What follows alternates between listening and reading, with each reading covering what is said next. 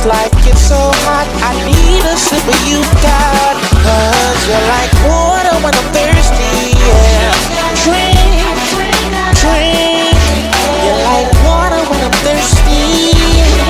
Drink, drink.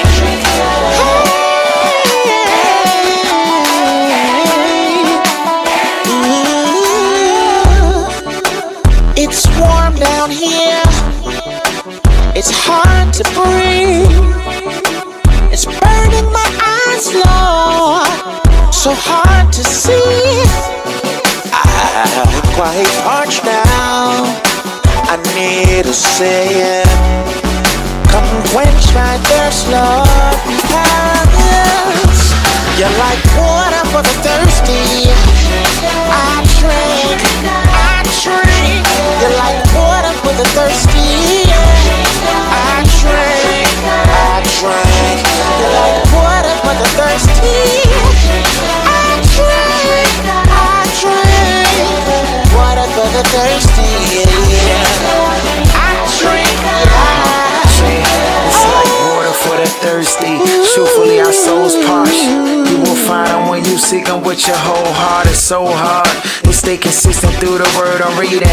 Cause the time is coming soon when every eye will see him in the clouds above. This is about a love that quenches the thirst, but the world offers is not enough. Taste and see from this fountain spring, you'll be lining up to get a drink, refreshing ink flowing out of cups. This life they gotta touch, to liberate them out of cuffs. The faith is undivided trust, created us a pride of dust. He's worthy of fresh well of living water for the thirsty. Give her honor the first thing that I do when I'm waking up. It's everlasting life to all who desire to drink it up. Like water when I'm thirsty. Drink. You're like water when I'm thirsty. Drink. Like water when I'm thirsty. Drink. You're like water when I'm thirsty. Drink.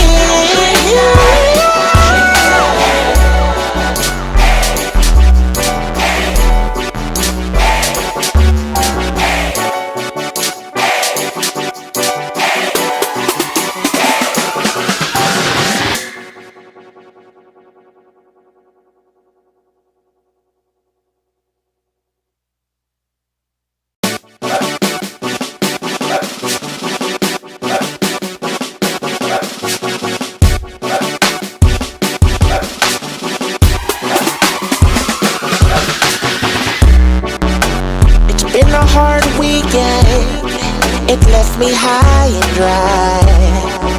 I've been going through the ringer, I need you in my life. Time seems crazy, I'm stranded in the desert. This life gets so hot, I need a sip of you, God. Cause you're like water when I'm thirsty, yeah. Drink, drink. You're like water when I'm thirsty. Drink, drink.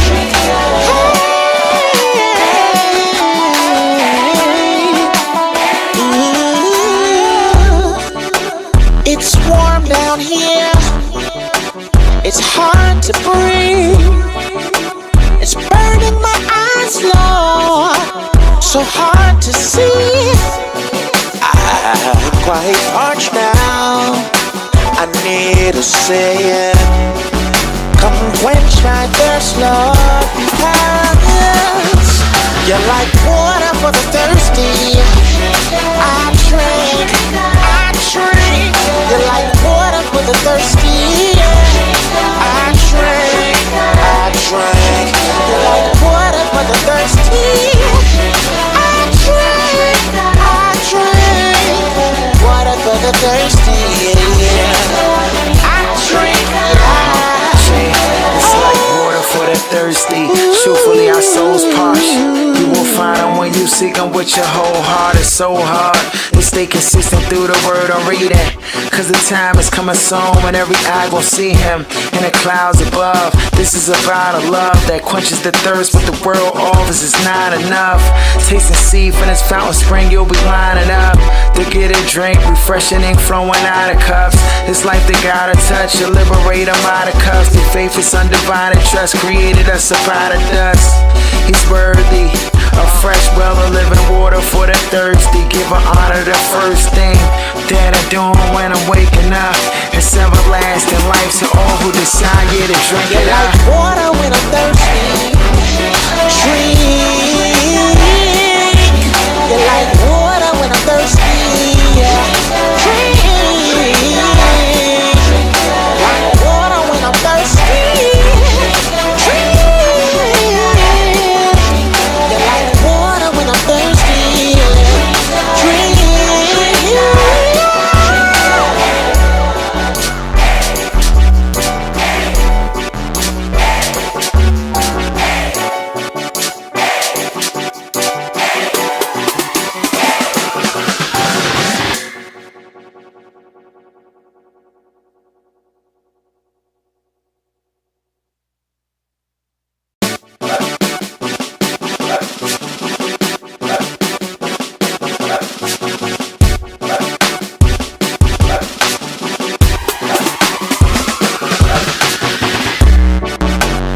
Been a hard weekend, it left me high and dry.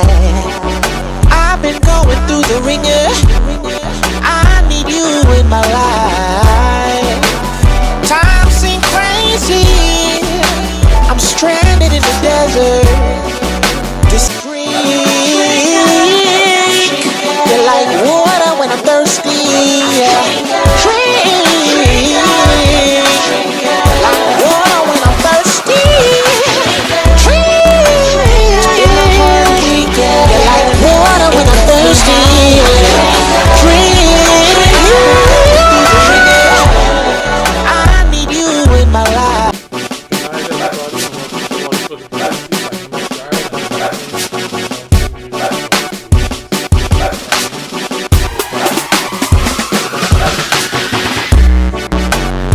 Been a hard weekend, it left me high and dry. I've been going through the ringer, I need you in my life. Time seems crazy, I'm stranded in the desert. This life gets so hot, I need a sip of you, God. Cause you're like water when I'm thirsty, yeah. Drink, drink. You're like water when I'm thirsty. Drink, drink.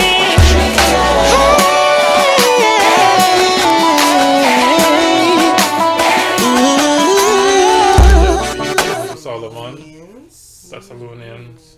So we have a lot of insights. Proverbs. We started probably finished Psalms and started Proverbs. Wow, that's a lot. It is a lot. We're almost halfway through the Bible. At least we should be more than halfway through the Bible. That's wild. Oh, that's hard. So yeah, so that's where we are. We're going to talk about it and see where the Lord leads us today. Avanique, would you like to start us off tonight, or should I pass it off to our usual point person? I say you should start with Z. Okay. Really though? Yeah, but Z's always ready. She's always on point. Right. Z, I see you have a new Bible there. Do you want to tell us a little bit about it? Yeah. I see you went from digital to 4 versions to this. Tell us a little bit about that and what inspires you to get that. It's my Zondervan Study Bible. What led you And away your from? favorite Bible. What led you away from the 4 versions to a single version? Although that looks really big for a single version. Well, there's a lot of information in this Bible. So, like, before you even start the book, it kind of gives you the background about the book, and it really has a lot of notes. It's a study Bible, so it gives more information than my parallel Bible. I mean, I still love my parallel Bible, but this is not my favorite Bible, actually. What's one thing you've learned that you didn't notice before from using this Bible? One advantage. In using this Bible, I can see what the themes are in, when somebody's writing, like, for example, like Thessalonians, goes and talks about suffering, and so it's nice to actually reference to see what the person, why they wrote the book, and what inspired them to write the book, and so you can almost read it from that point of view. How has that It made a makes difference sense. for you? It actually, for me, it made me look at things a little bit different because it makes it more relatable for me. You know what I mean? Like it's made it more relatable for me, at least. And that's what I was having a conversation Relatable in what with way? my brother Mm-hmm. about it, because he was asking me, and I was telling him, like, if I go back and I read about what was going on at the time, and I see where they were and stuff like that, I can almost kind of put that with my life, around my life, and see. It gives me reactions. It gives me, you know what I mean? It gives me something real. Like, it almost feels like it's real. It's not something that I'm just reading now. Now it's life. And like, trying to figure out as you read. Mm-hmm. Okay. That's kind of what I'm doing. Trying to figure out as you read. I'm just like, just get through the book. Just get through the whole book, and then we'll work it out next year.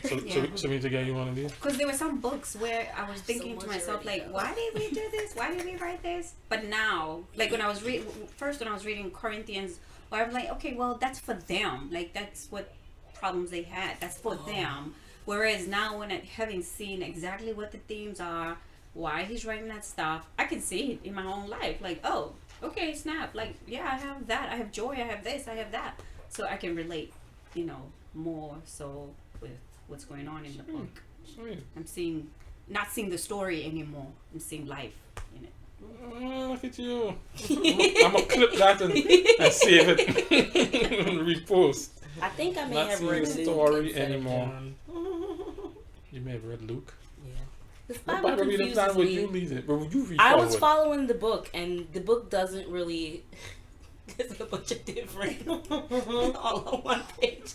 I may have It switched. started like a good idea, right? When you bought it, you said like, "Oh, this is a great idea." It was, and now when it's Leah not. was explaining it to me, I was like, man, that sounds confusing. Yeah, I definitely read Luke. Okay. You did? Yeah, Similar gospel, so it's all right. it's Next all year. right. Next year. No. You read the gospels twice for the year. Oh, okay. So All right. So I'm good. I'm good. You'll get that one. I definitely read Luke, and You'll I was get that one highlighting like again. crazy. Maybe the stories will cross. But I feel like John is And Matthew too. actually. Because on this one page, there's hysterical. Luke, then it goes Matthew, then it goes Matthew, and then it, yeah. All right. It's alright, it's meant to be. Yeah. All right. So You're talk to supposed me. to get something. Talk to me about how that new Bible has inspired your thought for this reading, No, this session of reading. good question. No question? No, I had a question. Oh, okay. I wish I had no question. But I had some questions, but let me start in Ecclesiastes. Like, I can never say that word right. Ecclesiastes. Don't worry, I can't pronounce your name either. Ecclesiastes. What up, Orlando? So in Ecclesiastes 3, when we're reading about a time for this and a time for this and a time for that, Mm-hmm. there's a time to kill, there's a time to hate. What is that supposed to mean? Ebony, you wanna take a stab at that, or you have the same question? I feel as though there's a time for it, but I don't know. I don't think it's like the kill and hate that we might be expecting it to be. It's not like, okay, it's time to now hate Jared, because I think that it's within an appropriate situation. Is that So I am justified to hate you when I feel it's appropriate? Did it say a time to hate people or a time to hate? A time to hate. Mm. No time to kill. Does God hate anything? Yes. Sin. So is there a time to hate? Yes. That's for God. What about for me? What's the time? But there are things that you can hate that are not like I think that we I- should hate people. sin. I hate liver and Karaili. Bitter melon. I hate it. Oh. I'll never eat it again. In fact, I'll tell people I'm allergic to it. That's how much I hate it. I think we should hate sin. I think we should hate its effects on the earth and on our life. And I think that as far as a time to kill, there were times in the Bible where God said, I want you to kill these people. And when they did not kill the people he wanted them to kill, I believe Ben-Hadad, we talked about that. Oh my goodness. gosh. Yes. I was like, Yeah. what So let's just there. happened? Let's just go ahead and jump out the gate with that. Oh wow. He told was your he foot. told It's cool. he Bad. told them to kill Ben-Hadad, and they had mercy on him, struck a deal, and God said, "He's not gonna die, but you are." No, but what about the one where the prophet told him? Did he tell him to slap him? Yeah. Yeah, Well, yeah, it that's slapped just- me. Yeah, and Yeah, that was the I way was he. like, what? No, I wouldn't slap him. But then So it was all I can weird. think of is Kenrick right now. If God tells you to kick someone in the balls, are you gonna do it? Right here, this prophet looked at somebody and said, "Slap me," and the person refused, and he was like, "Guess what?" The lion is getting you. And it got him. So I think essentially what I get from this is whatever God tells me to do, that's what time it is. Yeah. If he tells me to hate something, that's what time it is. It's time to hate. If he tells me to kill something or someone, that's what time it is. Furthermore, if a spider's in my house, it's time to kill. If you outside, I'll let you be. But you come into where I live. So I'm just saying that in all seriousness, that whatever God is telling us to do, we don't have to understand it. It don't have to meet our moral standards. It doesn't have to make sense. Whatever God says, that's what time it is. Which can be challenging when you have, you've grappled with forgiveness and, all this other stuff. You've been grappling with that. And then, now you read this and you're like, what in the world? But honestly, and so all throughout scripture, what I see is, I don't see God hating people. I see him hating what people do and how they live. And their idolatry, their adultery, their turning from him. I see that's what he hates. When you look at all the people that he wanted Israel to wipe out, they were people that were so adulterous with other gods. They were so filled with idolatry. Their acts were detestable to the point where God was like, no, we need to wipe them off the earth. And so I don't know that God would ever call us to hate people, but I do believe hating sin is something that God does. That's an action of God where he hates sin, and I think that we should too, because of what it causes and because it's a wedge between us and God. I think we should hate anything that comes between us and God. So I have some text that suggests that God does hate people. Okay. Does he hate people? Yeah. Certain types of people. Psalm 5:5. Psalm 11:5. Leviticus 20:23. Let's start with those three. Which one? Leviticus. I'm in Psalm 5:5. And you're 11:5, and you're 20:23. Leviticus. Yeah, Leviticus 20:23.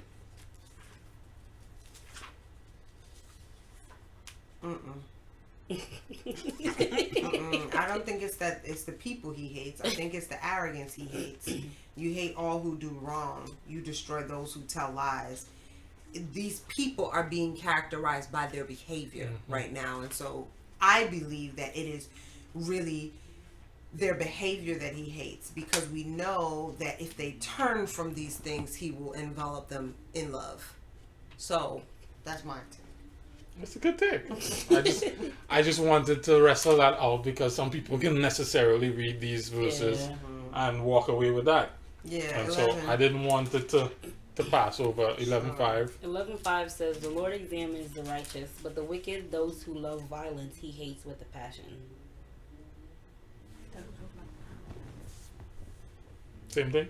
For me, but that's not necessarily because it is overtly written here, but it is from my knowledge of the character of God and my knowledge of the idea that,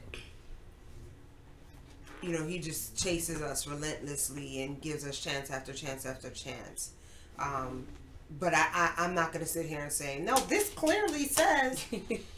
But that's what I get from it because of the perspective of God that I have, I suppose. Leviticus 23.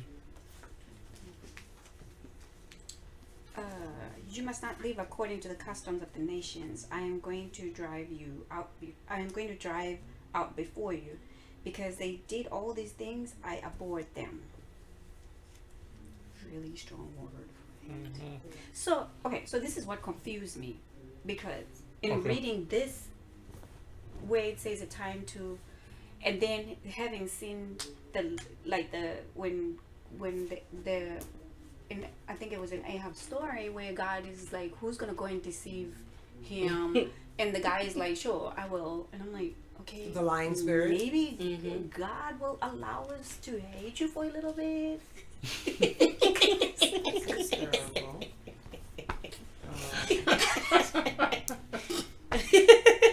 So I want to contrast the texts that we just read, if that's okay. That's all right. So Matthew 5:45, or let's just start from 43, so it's a complete thought. You have heard that it was said, love your neighbor, hate your enemy. But I tell you, love your enemies and pray for those who persecute you, that you may be children of your Father in heaven. He causes his sun to rise on the evil and the good, and sends rain on the righteous and the unrighteous. So I just wanted to throw that out there to juxtaposition that to some of the texts we just read. Okay. Yeah, I agree with Sherry. I think that I don't think you can't hate your own kids, but I think the things that they Hold on. do. Hold on. What did you Hold on. Let's ask the ladies with kids. What did you say? Well, What did you Let's just ask the say? ladies with kids. you can't hate your imagine kids. it. I can't imagine coming to the point where I hate my kids. I can be Can you hate your Answer kids? carefully. disgusted with them, but Chloe was I'm watching. disgusted. yeah, I can be disgusted with them Yes. for a little bit. So then maybe there is a time for me to get mad at you, like, or hate you right now. I don't think hate is a fleeting thing. I don't think hate is a, well, I hate you today, but I love you tomorrow. I don't feel like hate But is or that love hate work though? that way. Right? Is that real hate? That's my point. That just might be Hate anger is Or dislike? or dislike. correct. Or disgust. You can Right, be disgusted with somebody. Yeah. But hate, like love to me, because they're kind of opposite, love does not go away. And I don't think hate just goes away. Yeah. So, How you feel? Do you feel settled or you have more questions? Like, you seem unsettled. So, I mean, if I feel that way, isn't it about the fact that I can feel that way, right? But it's about me lingering in it, or, you know, just chilling in it rather than. Because if I feel like, oh my goodness, you just disgusted me type situation right now. Don't even, like, sometimes I get mad at my son. I'm like, I don't even want to see you right now. Please get out of my face. Because that's how I feel at that point, right? But if I'm going to be that way, and I'm that way tomorrow when we get up, or I'm that way within an hour, 2 hours, 3 hours, 4 hours, till next week, then I feel like that's where then it's, you know what I mean? It's on me or whatever. But am I wrong to feel that way at that moment? Because it almost feels like, yeah, you have the right to feel that. Because even the Bible says it's okay for us to get angry, be angry but and don't sin. right? Yeah. But just don't sin in it, And right? so yeah. So then I'm thinking, Well, then, so But show me. being angry and hate are two different things. They are. And I think we as Christians sometimes we don't acknowledge our feelings. Like there was something that I saw on Facebook and it was saying when Lazarus died, Jesus knew he was gonna wake him up, but he still cried.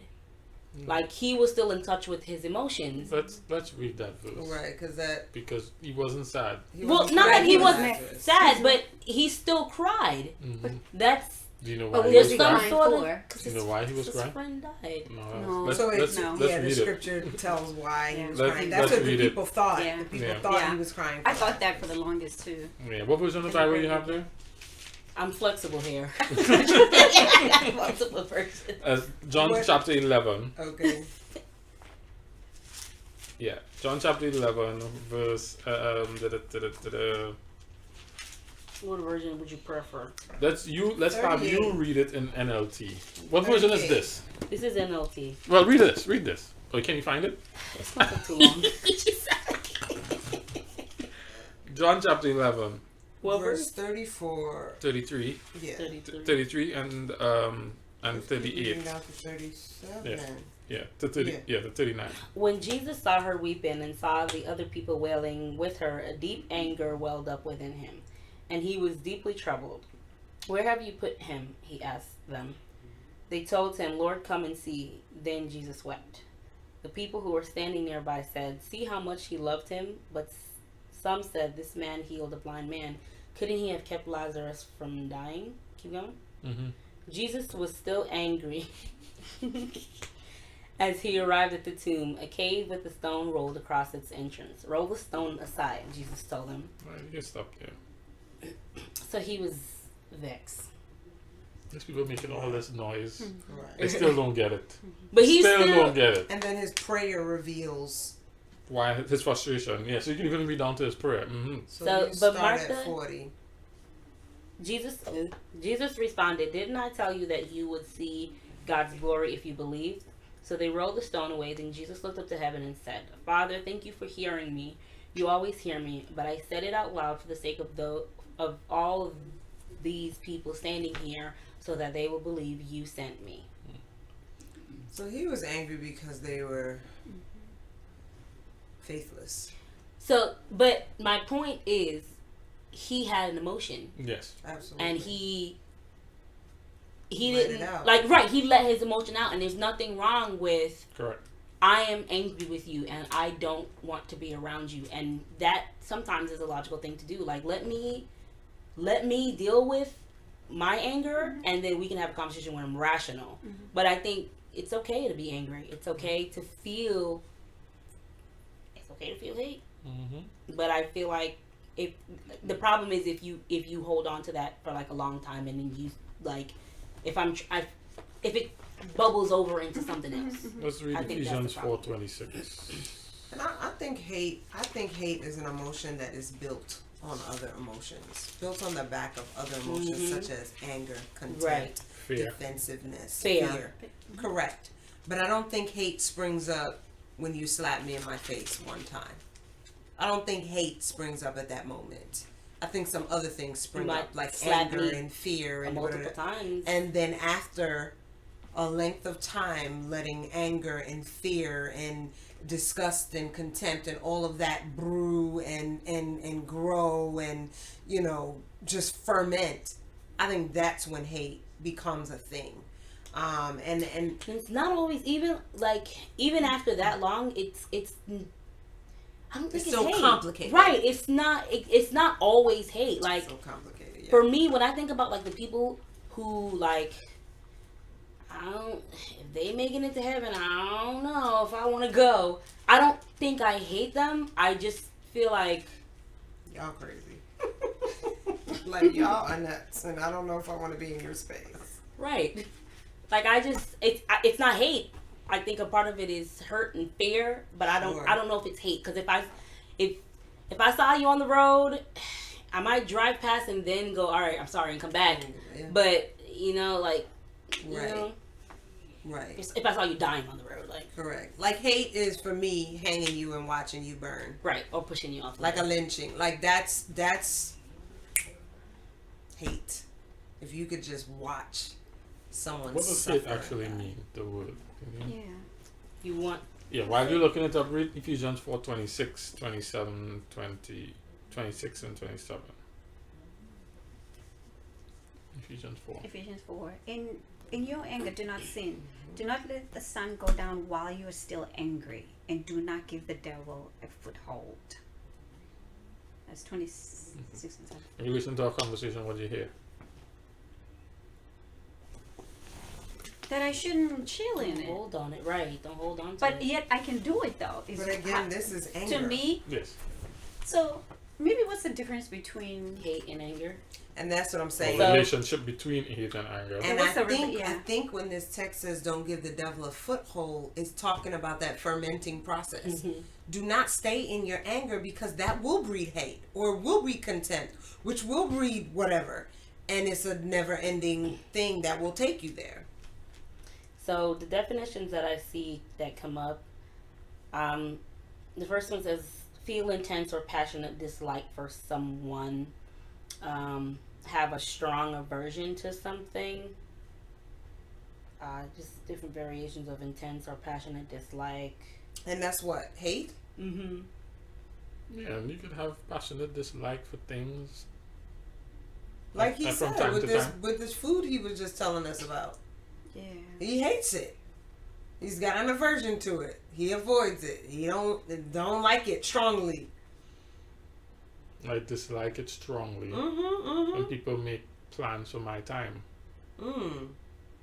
I dislike that strongly. I have a passionate, intense dislike for that. I have a passionate, intense dislike for people not putting things back where they belong. But, Like, so another definition says intense hostility. mm-hmm. Now what's Or, interesting? and aversion usually deriving from fear, anger, or sense of injury. See it? See it? It's a fermentation process, and that's why Ephesians is saying, don't let it ferment. Isn't there a verse that talks about that? Like What? sin, like hold on, I'll Google it. And then not anger this is Are we reading? I don't know. Ephesians I 4:26. didn't get it. anger is defined as an intense negative emotion ranging from mild irritation to rage. So anger isn't anger my anger. Whereas my form of anger towards you is hate. It can manifest. Manifest. So they're not. So hate can be fueled by your anger, and your hate can fuel your anger. But that doesn't mean they're the same emotion exactly. Does Right. that make sense? They're related, but not the same. So like it's almost like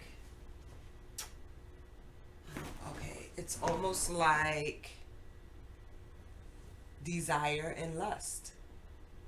Mm-hmm. They both could cause you to want to act in certain ways, right? Right? But lust is more of something that kind of grabs hold of you and pushes you in some wild direction. Desire is something that you feel. It is very akin to lust. You're feeling good about something or someone, but they're not the same exact, and they have a slightly different coloration. So Mike posted something in the chat, well, under the video as a comment. Hate is a feeling that is often associated with anger, but don't confuse the two. Hate and anger are two very different things. Hate is often seen as just an extreme form of anger, which is sometimes true. People are driven to hate due to the fact that the person may anger them in some way, and the anger is taken very far for whatever reason. When you hate someone, you may suffer from these symptoms. When you see the person, your blood often pumps faster and your arms and muscles get tense. An amazing amount of dislike aimed at them, so much that you would not give a damn if they died. I should preview this before I read No, it. don't preview. Your emphasis Yeah, still. Don't preview. You could have bleeped it out. You wanted to say that. Sometimes you will often get the sudden urge to murder them no matter how aware you are of the consequences. Which mic is this? Mike This Dodge. Mike Dodge. Often, but not always, extreme anger towards the person. There are several things that cause people to be angry, such as someone not understanding, not caring, doing something stupid, making loved one, friends or family, special friends upset, often a big one, or if someone was lying or someone talking about them behind their back. I personally hate James. That little B has to effing die. I hate lots of people. I hate people who piss me off, etc., etc. He got that from the Urban Dictionary, so I guess that's why there was all that colorful description. Okay. Yeah, I think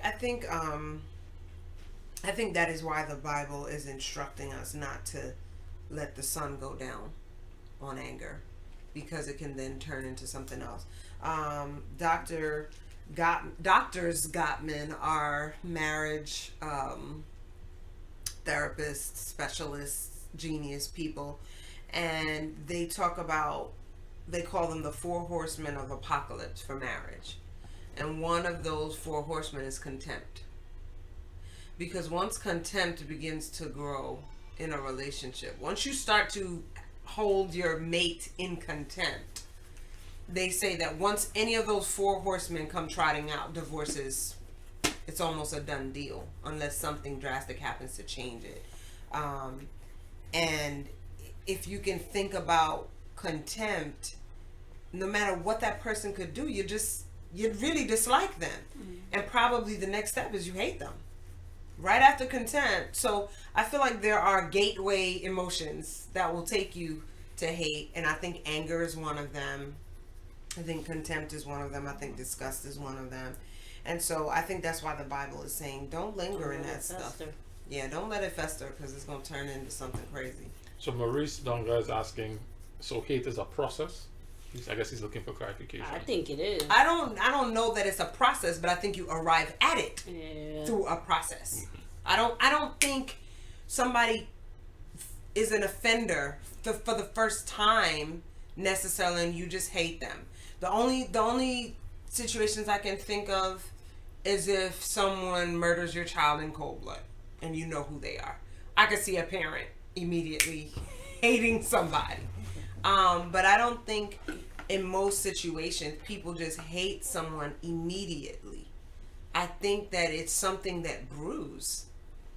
So then maybe there is a time for us to hate someone.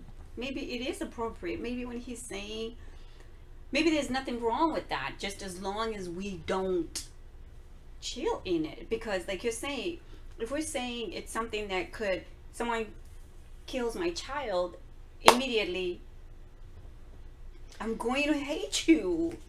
Seriously, I'm going to hate you. But in me understanding what I'm supposed to do with that hate later on, I did hate you. Maybe I did have the right to hate you at that point. So one of the things I noticed in the text that we read about God hating is that it wasn't ever directed to, well, I didn't notice it. Maybe I could be, I mean, I can be corrected, but I didn't notice an individual specific, I hate this individual more than I hate those types of people.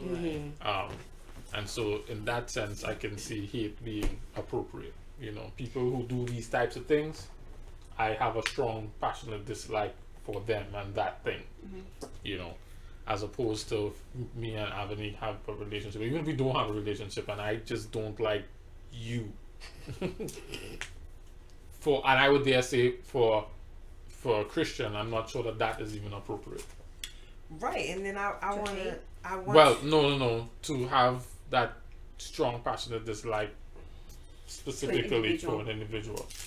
But I think because of what she read in Matthew. How do we reconcile that with Matthew? You've heard it's okay to hate your enemies, but I'm telling you it's not. That's what what Jesus was saying. I'm saying no. You have to love your enemies. I think what Solomon was trying to get at is, for that specific issue, like there is a time for your emotions. What I hear is there is a time for your emotions. Then there's a time for you to get out of your emotions. I think it wasn't necessarily like that specific emotion, but I think he just was just grabbing random things, and so it was like there's a season for everything. There's nothing wrong with being angry. There's nothing wrong with feeling strong dislike towards someone, but there's a time for you to be in that and a time for you to get out of that. I think that's what I hear from it. Oh wow, Mike sent us a link to an evangelical dictionary of biblical theology online for hate. Can't look that up right now. So I'm gonna read. I'm not gonna read all of it because it's kind of long, but I'm gonna read the introduction. Hate derives from a strong dislike or ill will towards person or things. As an emotional attitude, a person may oppose, detest, or despise contact with a thing or person. Love and hatred often stand opposed. Wisdom says that there's a time to love and a time to hate. In the biblical record, every being may express or experience hate. The Bible says that God hates religiosity, hypocrisy, and lies, wrongdoing, divorce, violence, idolatrous practices, and the way prophets are treated. The theology underlying God's hatred rests upon two essential qualities of God: holiness and justice. As a divine being with standards, God hates anything that despises, detests, or disregards those standards. In return, people hate God. Humanity may choose to follow in God's path in hating anything the Lord hates or his standards. And for all of these statements, there's a text. So from what I heard, that God's hate springs out of his justice, his perfect justice, and his holiness. Am I right? Yes. We don't have that. We don't possess those qualities. Perfect justice or holiness.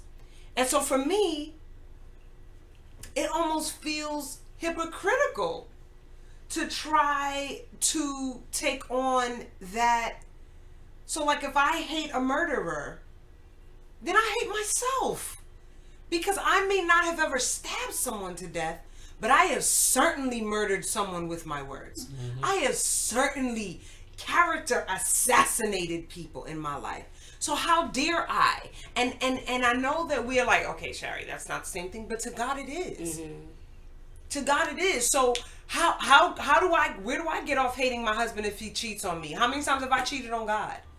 Like, so for me, I'm like, we don't get to hate in the way that he does. I don't feel. I don't feel like we sit in that position if it is true that his hate comes out of that holiness and that justice, because we don't have the right to judge. We don't rightly judge because we look at the outside and not the inside, and we're not holy. We're offenders. We're constant offenders. So I don't know. So I'm going to read through this whole thing. Sorry, but I just it's interesting. I just want to say that I don't feel that anything that we've said bars people from having emotions. No. Right. I don't think that God is barring us from having emotion when he says love your enemies. I think he's saying It's a process. it's a process, and regardless of how you feel, this is what I'm requiring of you. You need to get there. And guess what? eventually. This is what I gave you. So if you appreciate what I've done for you, I need you to do that for someone else, even though they've done you this, even though you feel like this. So I'm going to keep reading. The Bible knows that people can hate discipline, peace, and knowledge. This sense of hatred carries the meaning of loathing. A person so characterized is viewed in a negative sense, often labeled as a fool. Thank you, Chevron, for calling in the middle of my reading.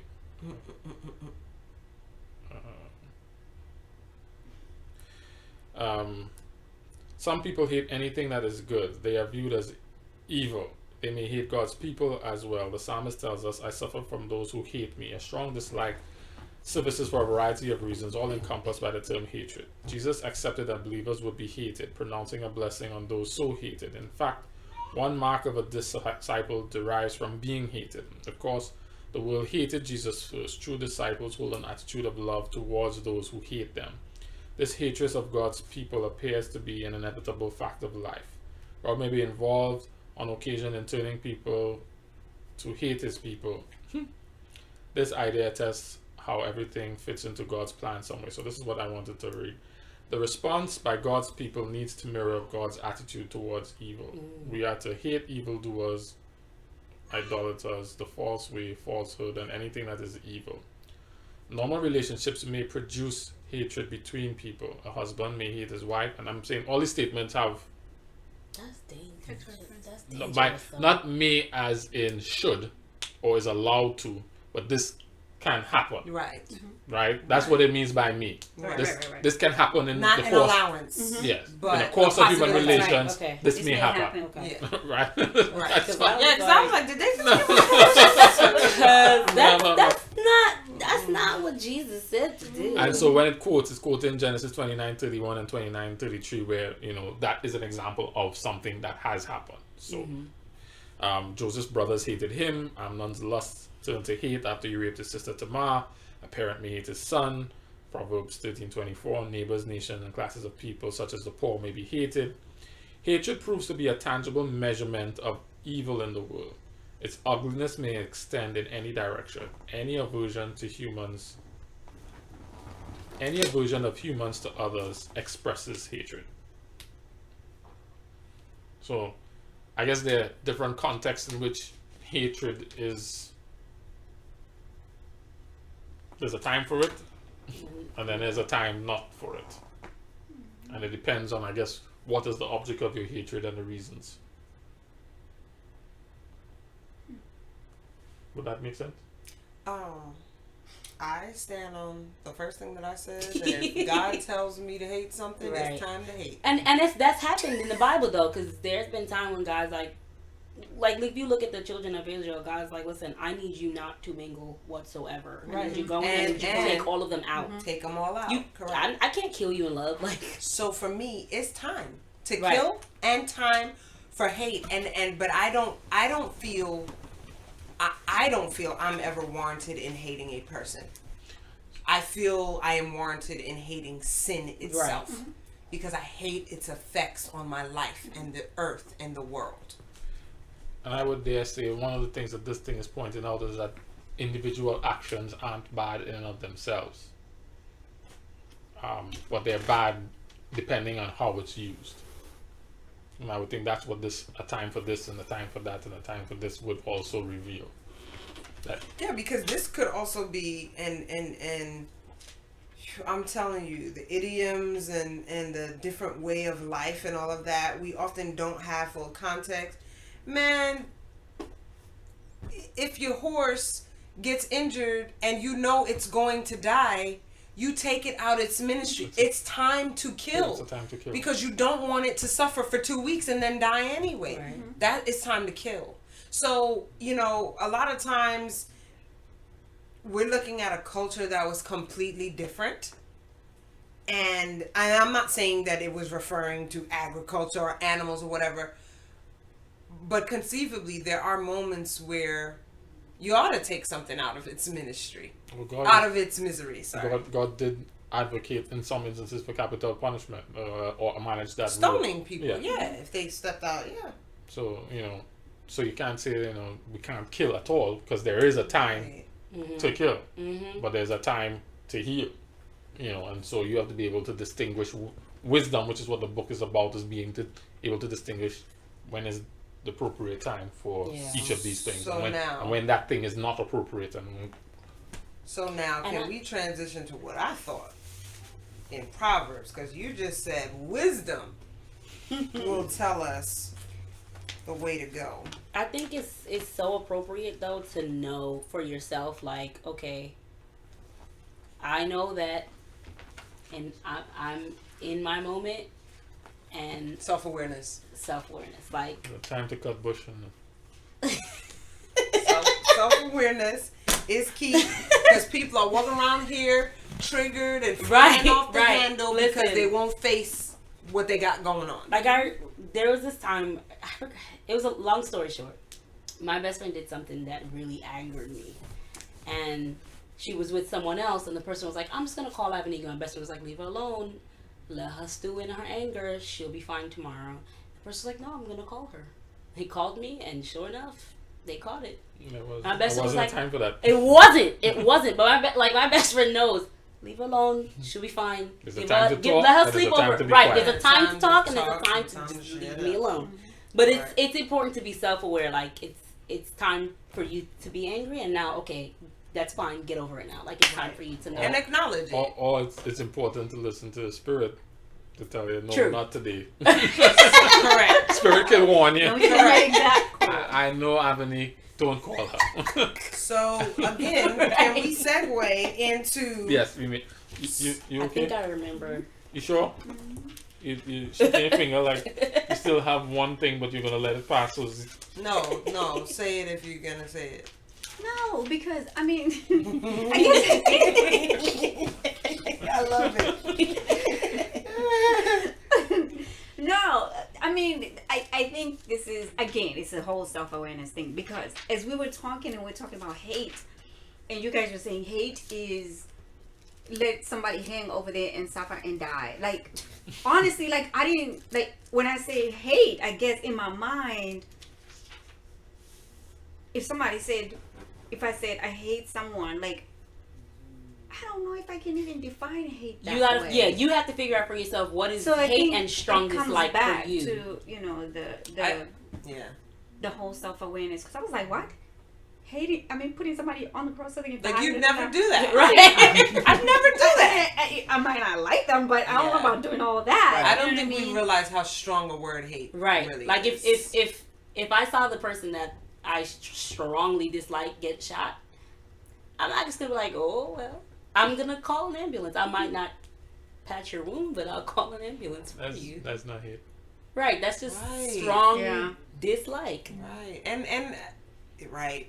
Hate Yeah. will be, yeah, And it who will- knows? Watch. Hate will be Right. like, hate will be like, let me finish it off. Right, Yeah. and then in the heat of the Yeah. moment, I might forget that I'm angry and just come over and help you. Like I don't. Right. It's not. It's you got to figure out if it's just strong dislike. Yeah. Because Which it because probably when just when is. you think about God saying that He hates a people, right? And when He said He hates the Moabites and the He said wipe them out. I don't want a trace of them left. I want them all gone. I don't know that I've ever felt I that can way about never. anybody. Right. Yeah. Like wipe them off the face of the. I've never. But in my youth, I thought I hated people. I don't think I've ever really hated anyone because I could not see human suffering And just chill. and feel good about it. That thing would tear me apart. So, no. How you feel now? I feel good because now it makes me feel like then a time to kill a time to hate might not exactly be what I'm thinking. What you thought She it said was. kill because that was her I mean, it's first. time That to- was one. That was really what was on her heart. I was like, no, I don't mean that. Then it's just like, no. Got it. So as I was reading Proverbs, some things jumped out at me that I really never saw before. Where you at? Hold on. Leah's forcing us to linger. She pulled us back in a little Oh. Okay. bit. Hate does not always equal to violence, does it? Ah. No, I'm not saying it equals to violence. No, I said that's a manifestation. Yeah. That's what it could look like. But it doesn't always equal violence. It could Yeah, I just don't be think something so. you're feeling. You may not act on it because you may not have the courage to, And violence. or you may may not think you'd be successful. So you may never act on it. and, but the and potential- violence may not even necessarily mean hate. No, correct. They are not mutually exclusive. That is correct. It's, Not mutually exclusive. Cool. All right, go ahead. So, Brother Solomon, who we believe Proverbs is written by. Am I right? Yes, Okay. that's what So the Bible part of says. it, yeah, my Bible says not all of it, Okay. but I found out. But even in the back, it says Lemuel or somebody wrote part of it. Yeah, because I was like, It says it. Sure. It says it in there. Yeah. So I don't know who wrote this part, but this part here in chapter 5, drink water from your own cisterns. Oh, yeah. 5:15. Drink water from your own cisterns, running But we could water share from bottles. your own well. Should your spring overflow in the streets, your streams of water in the public squares, let them be yours alone, Where never is to be shared with strangers. May your fountain be blessed, and may you rejoice in the wife of your youth. I listened to this in New Living Translation. okay, because I was like, my Bible says something. Can you please read totally it different. in New Living So Translation? you 'Cause did that's 15. what grabbed me. You did 15 to 15 what? all the way to 20. Oh, 23. Oh dear Lord. Drink water from your own well. Share your love only with your wife. Why spill the waters of your springs in the street, having sex with just anyone? You should reserve it for yourself. Never share it with strangers. Let your wife be a fountain of blessing for you. Rejoice in the wife of your youth. She is a loving dare, a graceful doe. Keep reading. Sherry, come on, Keep man. going. Keep Let going. her breast satisfy you always. May you always be captivated by her love. Why be captivated, my son, by an immoral woman, or fond of the breast of a promiscuous woman? Keep going to 23. Oh, sorry, I thought you said 20. For the Lord sees clearly what a man does, examining every path he takes. An evil man is held captive by his own sins. They are ropes that catch and hold him. He will die for lack of self-control. He will be lost because of his great foolishness.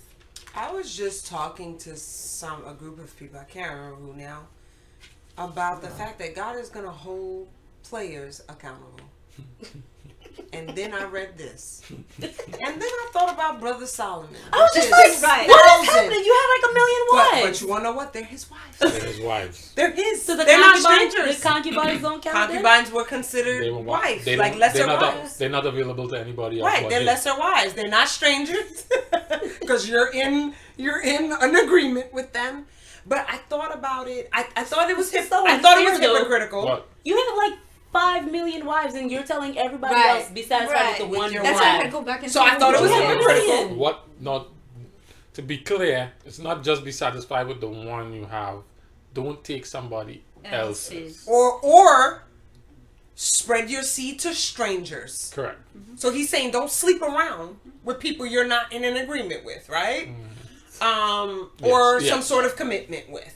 Yes. But I did Don't be feel a it was hoe. hypocritical. Don't be a hoe. I did feel it was hypocritical because the men of this time created a way to be hoes. Right. Right. For me. Yeah. Yes. So then 1,000 women, Right. you're a hoe. I'm legitimate. But they made it I'm a legitimate. I have But a- there was I have a no. whole card. I got a pass. Thank you. There was no such card for a woman. No. If a woman did anything close to any of this, she's outside the temple, stoned to death. So I thought it was hypocritical. That's one. Two, here's the other thing about Brother Solomon that jumped out at me for the very, very first time. Solomon's talking about wisdom all up and through this thing. Marry wisdom, keep wisdom, don't go away from wisdom. It's all through from 1 to 4. Oh man, it's all through this whole thing. But when you contrast this with what he was saying in Ecclesiastes, right? It's all vanity. It's and when you look at Solomon's life, right? Solomon was one of the wisest men, but he still made some foolish choices. He went off track. He became an idolatrous person. Married the wrong women. And what God said to me is, wisdom is not enough. It means nothing if you are not in the Lord. Because wisdom by the world standards and kingdom wisdom, two different things. And the minute Solomon slipped out of kingdom wisdom, the foolishness. Right. And for me, that really shook me, because he is known as the wisest person, or maybe the wisest king to have lived.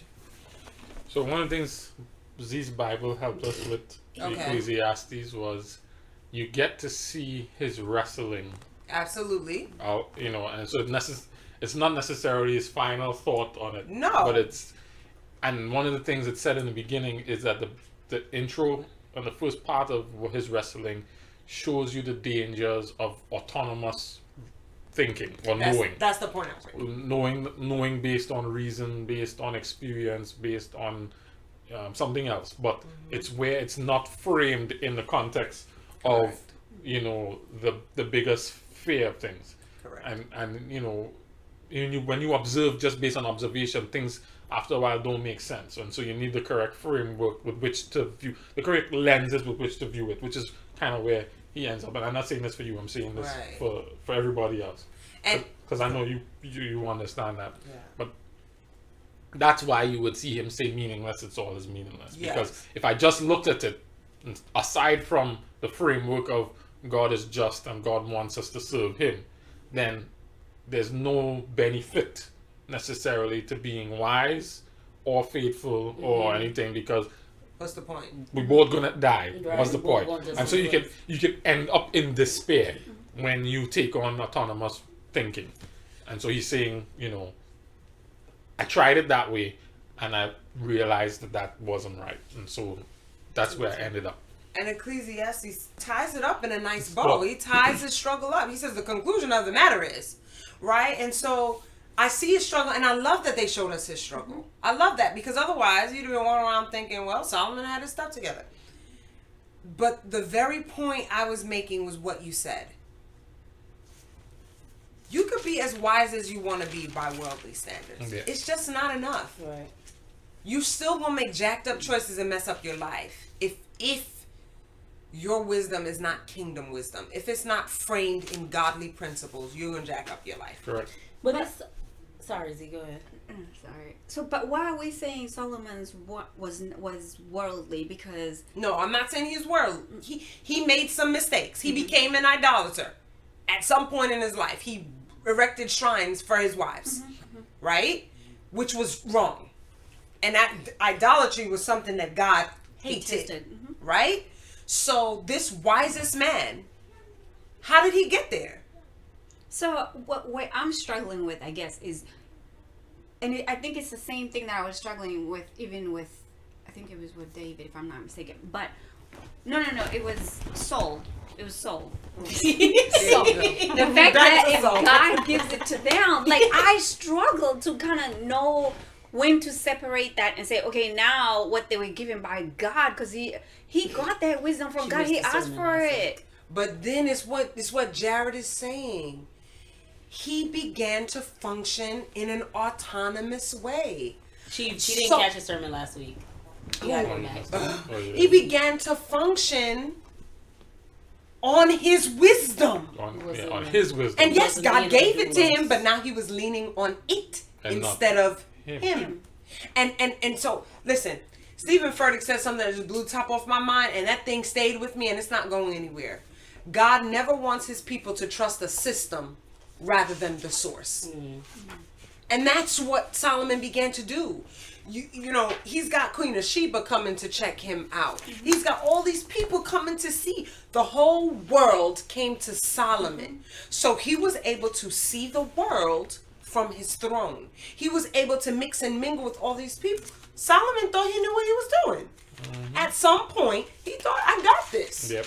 That's what happened. I got this. I got this. In order to, it makes logical sense to marry all these women from these different kingdoms. To join myself, got to I got this. put my supremacy out there. And then, in order to keep them happy, Happy wife, happy life. Shrine. so And they'll all then, feel at home. that's not enough, because they're like, come with me, no baby. That's what they want. They don't want you to just put it up. Come spend some time with me. This is So important now to me. here it is. If Solomon had said, God, what you want me to do right now? What's the best thing to do with all these women? First of all, he would have married 1,000 women. First of all, that if would he never had have happened. consulted God, he would have remembered God said, don't marry them women. Don't even marry Right. them. But even if they weren't them, God would not have given him pass to marry 1,000 Israelite women. That's a lot. Maybe, Oh my No, God. no. he was able to. No, because in a year no, to get with all of because them. God knows the nature of women. He would never have put 1,000 on that man. I don't believe it. No. Just I'm with look. Shari on Just look at Elkanah. Just look at Hannah and Penina. Right. Just look at Rachel and Leah. Just two. And the mayhem.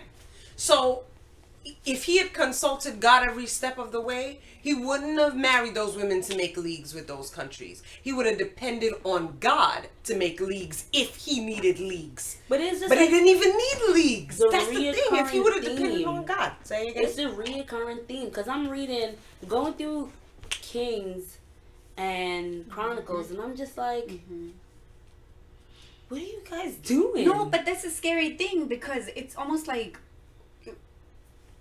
I think, for me, I just think that it's a scary thing only because if a man who's the wisest can't even see, okay, this is where the line is drawn. Like this is where I should draw the line, because if I pop up on this side, it's me now. It's not the source. We can't ever see So that. how Unless- But then look at David though, because David had his mess up, and then he was like, all right, I'm gonna get my life back in order. Right. And I think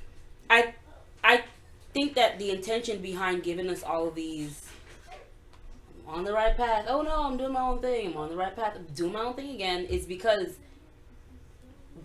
there's nothing new under the sun, and we That's just keep humanity. going. And we needed to know The best. It the happens right, the best. best happens to fell, the wisest, and yeah. it's Like Asa. ain't nothing special. Oh, Like God. it's Correct. okay. Just Like as Asa. long as you Yeah. get back, right? Correct. Get back to the source. And I it think that's- seems like with the end of Ecclesiastes, it seems he got back to the yeah, source. he got back. So, so it doesn't have to be scary for you. Just know that in the day you say I got it, you don't got it. I'm not a doulos anymore. That's the moment when you done messed up. The moment when you think I got this, that's when you in trouble. The trouble has already begun, even though you don't see it. And one of the things I didn't notice in the story of Asa that we read this time in Kings, it's different from Chronicles. It mentions that he was good for 23 years right. before God. Baasha came to fortify the cities. Mm-hmm. So he was doing the right thing for 23 years. And then just relied on himself. And then when he came up on a problem, he's like, I got this. I'm gonna just give him some money and he gonna help me. But it's that complacency. Right, and I thought What do it we was see? so What do we weird, see in though. that act? I'm gonna give him this money, and I'm he's gonna gonna fix it hold me myself. down. Right, I'm gonna fix it myself. I'm dependent on either me or this other cat over here. And God says, no, sir. Or the money that allows me to employ this cat. Correct. That's the moment we all mess up. The moment we think, I got Got it. this. I can fix this. You know what's No, you interesting can't. as well? As we hear, 1 Kings 16. I did not realize that Baasha, who was fighting with Asa, who was raised up by God like Jeroboam. We're all bugging. I was like, what is happening? Because I didn't realize it because it's the word of God. And he followed the ways of Jeroboam. No, but 16:1 says the word of God came to Jehu son of Hanai concerning Baasha. And so these are words to Baasha. I lifted you up from They the were dust picked. and The appointed you prophet ruler of picked my you. people. But you followed the ways of Jeroboam. So you didn't even see. And he despised him. I was like, what is happening here? So it's almost like you saw, I raised up Jeroboam. Jeroboam relied on his own wisdom and was worried about the people going down to worship. And so he made the calves to come in. He could fall in. So he decided to make his, his own wisdom, and God wiped him out. Baasha got the same treatment. I'm going to raise you up and it'll be your line. And he didn't, he made the same mistake. boneheaded mistake. Which takes us back to David and Saul.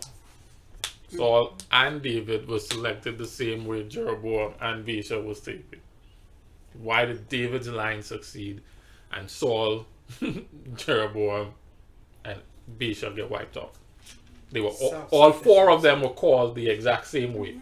Self-sufficiency. That thing is- And then, who was it? One of them that had, was it Asa that had the foot disease? Yes. And he was just like, nah, son, I'm not praying about it. like, why not? Why not? You're at the end of your days, just pray and just Get it over He was like, with. nah, son, I'm gonna die from a foot disease. Like, who dies from a foot disease? Like, Yes, indeed. I mean, like, for me, I guess it confuses me. Like, okay, so just so I don't get there, like, I mean, I wonder what the thought process is at that time. That, because sometimes I'll do something stupid and I'll be like, oh God, I can't even pray about this because this is something stupid and I knew it and yeah. I'm even too embarrassed. Come pray, like right now, like come to you You and have say, two sons, right? yeah. I'm going to use you again. Oh. I'm going to use the same example I used with Chris. You have two sons. One who says, both of them who know curfew is at 12. and one who circumstances cause him to be out after 12, and he come home and he get in trouble, and he understand that mommy wanted him to be home, and he's gonna endeavor not to do it again. And then the next one who know curfew was 12 and make plans for 11:30 every single night, no matter what. And he don't care what you say when you come home. He going out and coming home at 4 o'clock because that's what he want to do. And that's the difference. And that's why I got kicked out of my house. I was that second kid right there. So there was something that Paul, I was trying to find it on here, but there is something in the Bible where Paul is just like, okay, if you fall and you sin, stop focusing on it. Try to get back in right, but stop focusing on the sin. And I think there is something wrong, but there's nothing wrong with falling, or we will make stupid decisions. But I think so long as you keep going back to the source, that's what makes the difference. Because I could just be like, all right, well, I sinned. I might as well just go ahead. I'm going to hell. Might as well just Jared stop. illustrated was that Saul wasn't really even like, I sinned. He was like, yo, this is what I needed to do. I'm gonna do me right now. I'm gonna just keep like, doing if I didn't do this, the men would have left. Like, come on, this makes sense. Mm-hmm. Like, he was trying to really spit game to Samuel, so Samuel would be like, yeah, no, you're right. The men would have left ranks. You are so right. I'm so sorry. My mistake. So, and the difference was David was like, oh, it's me. Right. I'm the man. Like, David was like, I'm the man. Oh, snap. I sinned. Forgive me. Sackcloth, ashes. It's a recognition of authority. And Saul was saying, yeah, you gave me this position, I'm going to make the call. Right. So because I'm autonomous here. So David was I'm saying, king. David was saying, you're the boss, and I'm I did dumb, mess sorry. up. What do I do? So Asa, I guess in Asa's case, and I'm looking at Asa because, I mean, he's seen God do this whole thing with the Ethiopians. Like, it's like, I mean, you just saw it, like, literally just saw it. And then it's like, but then again, I felt bad for him because I was like, is this like 30-some years later? 22. Is this like something, you know what I mean? And I'm like, did he forget? Like, what happened? Complacent. Not only did he become complacent, a lot of times we disassociate and we don't see the pattern or the trend lines or the similarities between the things, and so we say this is different from that. This is not the same thing. You know, the circumstances are different, so this is a whole new situation altogether. They don't see that both are issues of reliance, and so we compartmentalize and we don't see the differences. Not only that, we don't. I at this point, I see that God's people stop commemorating things. Early in their journey, God would tell them, set up a stone here and call this place such. Do this. What me need by these stones. And by the time we get to this point in scripture, they're not setting up stones anymore. They're not naming places after the victories that God gave them. And so you're saying it's 30-something years later, or whatever the case may be, you could very well have not forgotten it completely, because you don't, but like he said, you no longer, you're not even thinking this is the same thing, so you don't even bring that experience up. And that's who we are as humans. How many times has God delivered us from something, and then later on, like, we moved here on $0, but when it was time to put Maya in school with no money, with $0, I was like, oh, this seems stupid. Like, why would we do this? Right. This doesn't make any sense. But he just brought you, he just did something stupid on $0. So why are you even questioning that this is the move to make? It's what we do because of fear, because of autonomy, whatever. We just say, you know what, I'm gonna fix this one. And sometimes it's worse when you're a leader and you're in charge. You know, you feel like you have to have responsibility for this thing.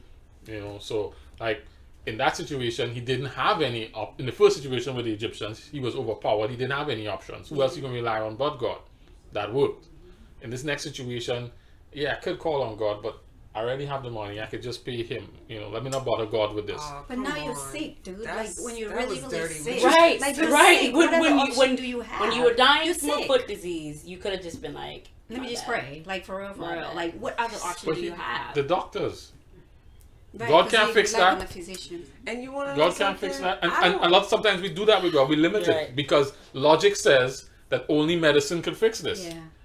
When I'm at stage 4 cancer, Yeah. healing is literally impossible. There's no reason to pray for that. In some mindsets. Yeah, I don't want us to miss that point. That sometimes we let God get the victory when we have no other choice. You're But Lord then of the later room. in Lord life, of the room instead of Lord of the house. later in life when we've got more money, Right. more resources, all of a sudden, Got it. I can fix this. I don't want us to miss that. Because that's tremendous. Because half the time, God puts you in those positions to see what kind of steward you really are and to see if you're going to still rely on Him and to see who you really are. My goodness. See, and I'm sorry, but since you just said that,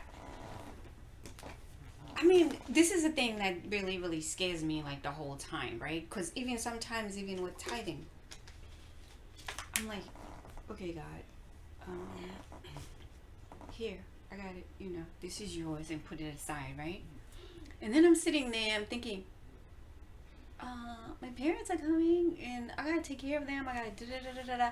So, somewhere in the Bible it says, Honor your parents. honor your parents. Somewhere in the Bible it says, somewhere in the Bible it says, See, that was good. tithe it. You know what I mean? Like, yet you Wow. tithe. There's a verse that where Jesus is Right. saying, yet you tithe, Yeah. and your parents are not.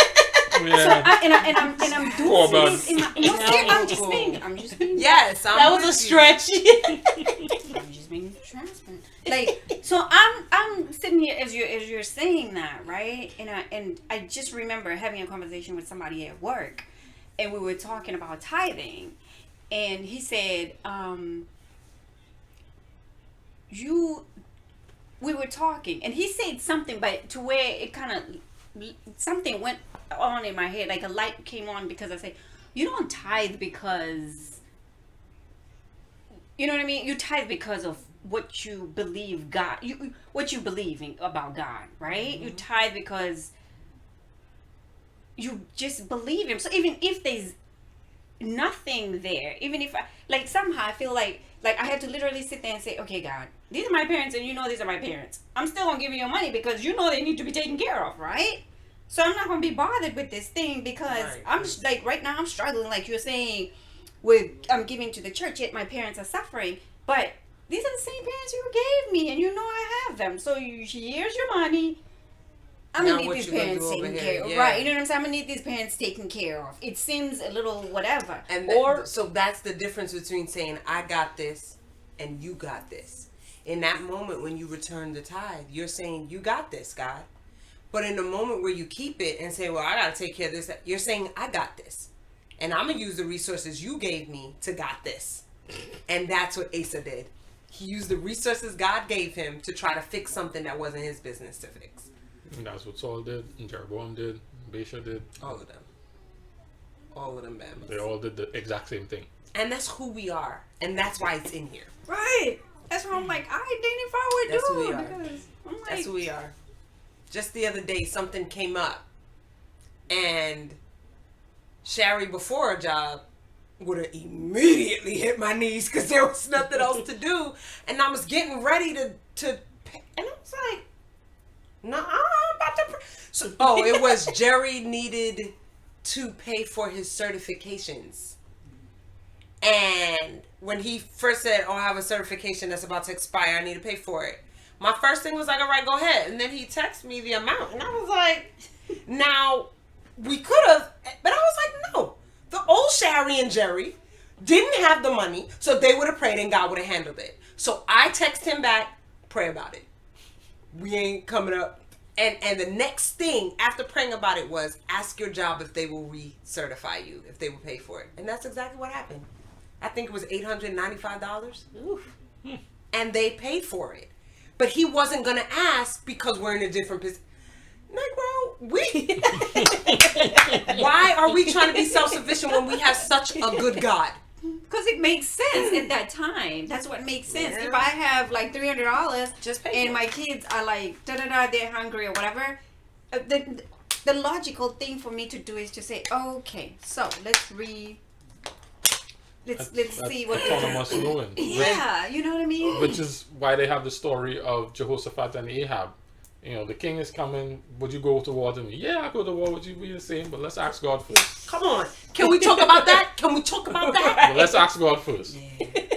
Oh, all these prophets. Is there any prophet that's here from God? Like a God prophet? Listen, Out of the 400. Just so we can be Listen. sure. Yeah. I chuckled so many times. Oh my But then the God. story That repeated story. itself, and I was just like, oh. The reason why I chuckled reading that story is because the guy was like, you know, this guy never prophesies Right, in anything my good favor. towards me. And then the guy comes and sarcastically says, no, y'all gonna get it. Didn't I tell you to tell me the truth? I'm laughing through But the you whole knew, thing. right? But he knew, like, He knew because You he knew. never read. So you knew you wasn't supposed to be Right. right. And then when the guy says, Other prophets the smacked truth him? is, y'all all gonna die. He goes, see, I told you. I told you. Never You never prophesied. said- And so I was laughing through the whole And you thing. know that you're still gone anyway. Right. But the thing that even jumped after out he at told me- you that the Lord was like, who's gonna go and entice him? And he's like, the no, I'm thing still that going. jumped out at me about that I got so excited 1 Kings about. 22. Yes, I got so first. 1 Kings 22. Well, there's one No. copy of it is in 1 Kings 22. Oh no! But I there's think also Can I is- tell you- Mine is in the Chronicles. so Can I tell you that the story is first listed time, twice. yes, Yeah. but mine that I saw is in this one. outside of Water for the Thirsty, the first time I decided to read through the Bible, I was like, I read this before. What is happening? I didn't realize. It was in the same two places. Driving me crazy. So what was exciting to me is this story that plays out in 2 Chronicles 20 about these three armies getting in leagues to come and take the people of God, and somebody stands up and says, nope, we got this. The battle is the Lord. Stand still and see the deliverance. Yada, yada, yada. And then, instead of assembling an army, my boy gets the choir together. He Right, gets the praise Sherry. team together. Oh, mad! Look, he gets the praise team together. And the praise team goes out before the army. They start shouting. And the army takes care of itself. Everything. They fight Right, amongst themselves themselves. and kill themselves. What was so exciting to me, this story starts with the words, two words, after this. The after this is what we just talked about. The fact that he went to war, even though God said no. And this is what God says. God says, when Jehoshaphat, king of Judah, returned 19? safely, 19, to his place in Jerusalem, Jehu the seer, the son of Hanani, went out to meet him and said to the king, should you help the wicked and love those who hate the Lord? Because of this, the wrath of the Lord is on you. There is, however, some good in you, for you have rid the land of the Asherah poles and have set your heart on seeking God. That's the after, it's after this experience where he goes against what God says, does the logical thing, gets in league with somebody who he shouldn't be in league with. God checks him at the end of all of it. He escapes with his life. The other dude doesn't. God checks him. This glorious story comes after that. That's exciting to me because this loops back to what you were just talking about. We're dumb. We make dumb choices. We do stupid things all the time. But after this, y'all, like if God checks us and we can do what David did, which is, I'm sorry. I'm an idiot. Forgive me. I'll get back. After this, then, like, this story blows my mind because literally they sing, the other army kill themselves, and the people of Israel go and pick up the spoils of a war they never fought. Right. Because this king learned that self-sufficiency does not work. And then, after I'll give you one. I'll raise you one. 1 Kings chapter 20 has Ben-Hadad attacking Ahab, right? Now, Ahab, if you follow the story, has just had the Mount Carmel thing where all his prophets get killed, right? But he's still evil Ahab married to Jezebel. You know, I don't think he was evil Ahab. I think he was. She was the problem. I think he was. I'm just saying this is their description of him. I think he was just a what you want to call Verse it? 25 of chapter 21 says, there was never anyone like Ahab who sold himself to do evil in the eyes of the Listen, Lord. but then when Urged on by his Jezebel, his wife. listen, and that's in there because He behaved in the vilest manner by going after Happy idols wife, like happy life. Amorites, the Lord drew out of Israel. I'm telling you, it was the wife. When he couldn't get the guy's vineyard, he went home and cried. Right. Yeah. When the other thing happened, when something else, right successive before the vineyard, it said another time he went home sulking. I think it was after talking to Elijah. He didn't get things his way. Yeah, He wasn't the so- wicked one. She was the wicked one, but he let her. He let her from his position. Mike He let says her Ahab have He was has a whipped. backbone. He was whipped. That's the word. He has a backbone. Thank you, Mike. Thank you, Mike. That's the word I was looking for. Thank you, Mike. He was Happy whipped. wife, happy life, man. But Straight what I up- wanted to sorry, point out I'm was, sorry. Go ahead. even though he was whipped, and his witness led him to be evil, Got it. God was still working with him. Because while he was the evilest king, God comes to him, sends a prophet to him and says, this is what the Lord says. Where you Do at? you? Where you at? 20 verse 13. Right? So this Ben-Hadad, they come and they siege the town, and then they try to do this posturing thing. God comes in and says to him, I see you in a bad strait. Let me show you who I am. But it's God's words that were powerful to me. Meanwhile, a prophet came to Ahab, king of Israel, and announced, this is what the Lord says. Do you see this vast army? I will give it into your hand today, and then you will know that I am the Lord. 1 Kings 20 verse 13. But when God comes to him, he's not in that posture necessarily. But God is doing it anyway, is what stood out to me. And then if you skip down to 28, the man of God came up and told the king of Israel, this is what the Lord says. Because the Arameans think the Lord is a God of hills and not the Lord God of valleys, I will deliver this vast army into your hands, and you will know that I am the Lord. But not just you, Ahab, but they will also know that I am the Lord. And my people will know. So I almost see him not just responding always to your humility, even though he does that, but he's also interjecting even when you're not in the humble position, so that he can demonstrate himself and hopefully, He'll turn encourage to- you yeah. to posture in that position. Because at the end of the day, it's his glory that he's after glory in our situations. Which is even further added on by the end of chapter 21, where the prophet prophesies about what will happen to him. And verse 27 says, when Ahab heard these words, he tore his clothes, put on sackcloth, and fasted. He lay in sackcloth around and went around meekly.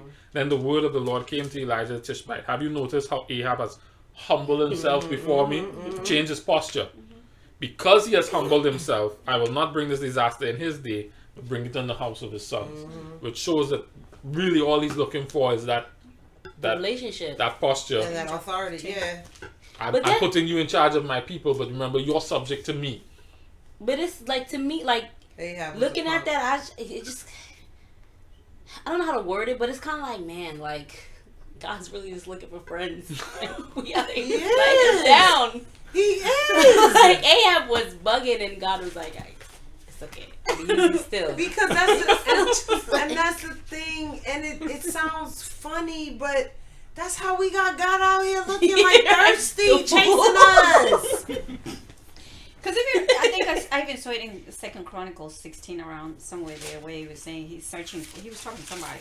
He was saying he's searching for people who will. And I was like, oh, Well, that was Asa again. yeah. And I Yeah. was like, That was I Asa. wonder if it's still the same way today, that God is still searching for. Yes. Go ahead. I think Jesus is looking for friends. I don't think God's like, I'm not dealing with them. He be on some stuff. I think in some cases for the father, I have my 2 Chronicles 16. word to defend. I said I'm not gonna destroy them. I said I'm gonna show them who I am. His character. It's my character that's on the line, not these idiots. Yeah. Where like Jesus is like, I really like them. He's But like, they're my friends. right. He's like, I don't really care. They're only here because there's a bigger game at play. Fine, go get your friends. Like, you know, I mean, I always separate them that way because when the father strikes. But I don't know. I don't know that he would have let his son do it. Like, I don't know that if he... I mean, his character is definitely a major driving force for, you know, because a lot of times when he's getting ready to smash stuff and Abraham and Moses is like, don't do it. You gonna look crazy in this shit. He's like, you're right. So I definitely think that's a driving force, but I don't know that in just me as a parent, I couldn't give up Maya or Jeremiah to vindicate my character. No. When I'd be like, yo, I'm gonna just have to look crazy. I think it's. I'm not letting them die. I think Jesus' care for us is primary, and I don't know I said the right words to say, but I think in God the Father's case it's secondary, like, or even tertiary. Like, I love my character. I love my son. He seems to love them. I said I wasn't going to. You know, he promised I'll never do this again. Like, he's not the type to go against his word. But in the same breath, he's also the type to wipe us out and be like, I'm going to start all over again. like, cool, I saved 2. All right, I've saved 8. Okay, lock you out. All right, I'm going to, you know, like, and so... You, for example, may say, all right, I don't want to let go of Jeremiah and Maya, but if the whole world is sitting there seeing what Shari needs to do, yo, Jeremiah, make sure you come back, son. Don't let me have to come down there for you. Like, you know, type of thing. And then you'll be like, yo, Jerry, go watch those 2 for me, please. Like, you know what I mean? It's rough, but there's I think when I think of principalities and powers, the larger game at play, we're just like these pawns. Not that we're not important, but eternity waits for him to mess up. And I just can't. Because if I do, then everything I created falls apart. And then It's not really about y'all. It's about the fact that I set up this world and these universes to believe that you have the right to choose. There is a great controversy at hand. Sure. And if I kind of get rid of all of y'all, I kind of look. Prove the point. Yeah, it proves the point. so Jesus, please go get your friends, Michael. I guess I'm not able to separate them. Jesus, separate him. I guess I'm not able to separate them in that way. I feel like in all their actions, even though they manifest all 3 in different ways. Even though he manifests in 3 different ways, I'm not able to separate. I think that all the purposes of God are equally important to the Godhead. So I'm personally not able. That makes sense. Yeah. So one thing. I was trying to read through the scripture just to see where this question came from for me, but I was kind of like... From Luke? No.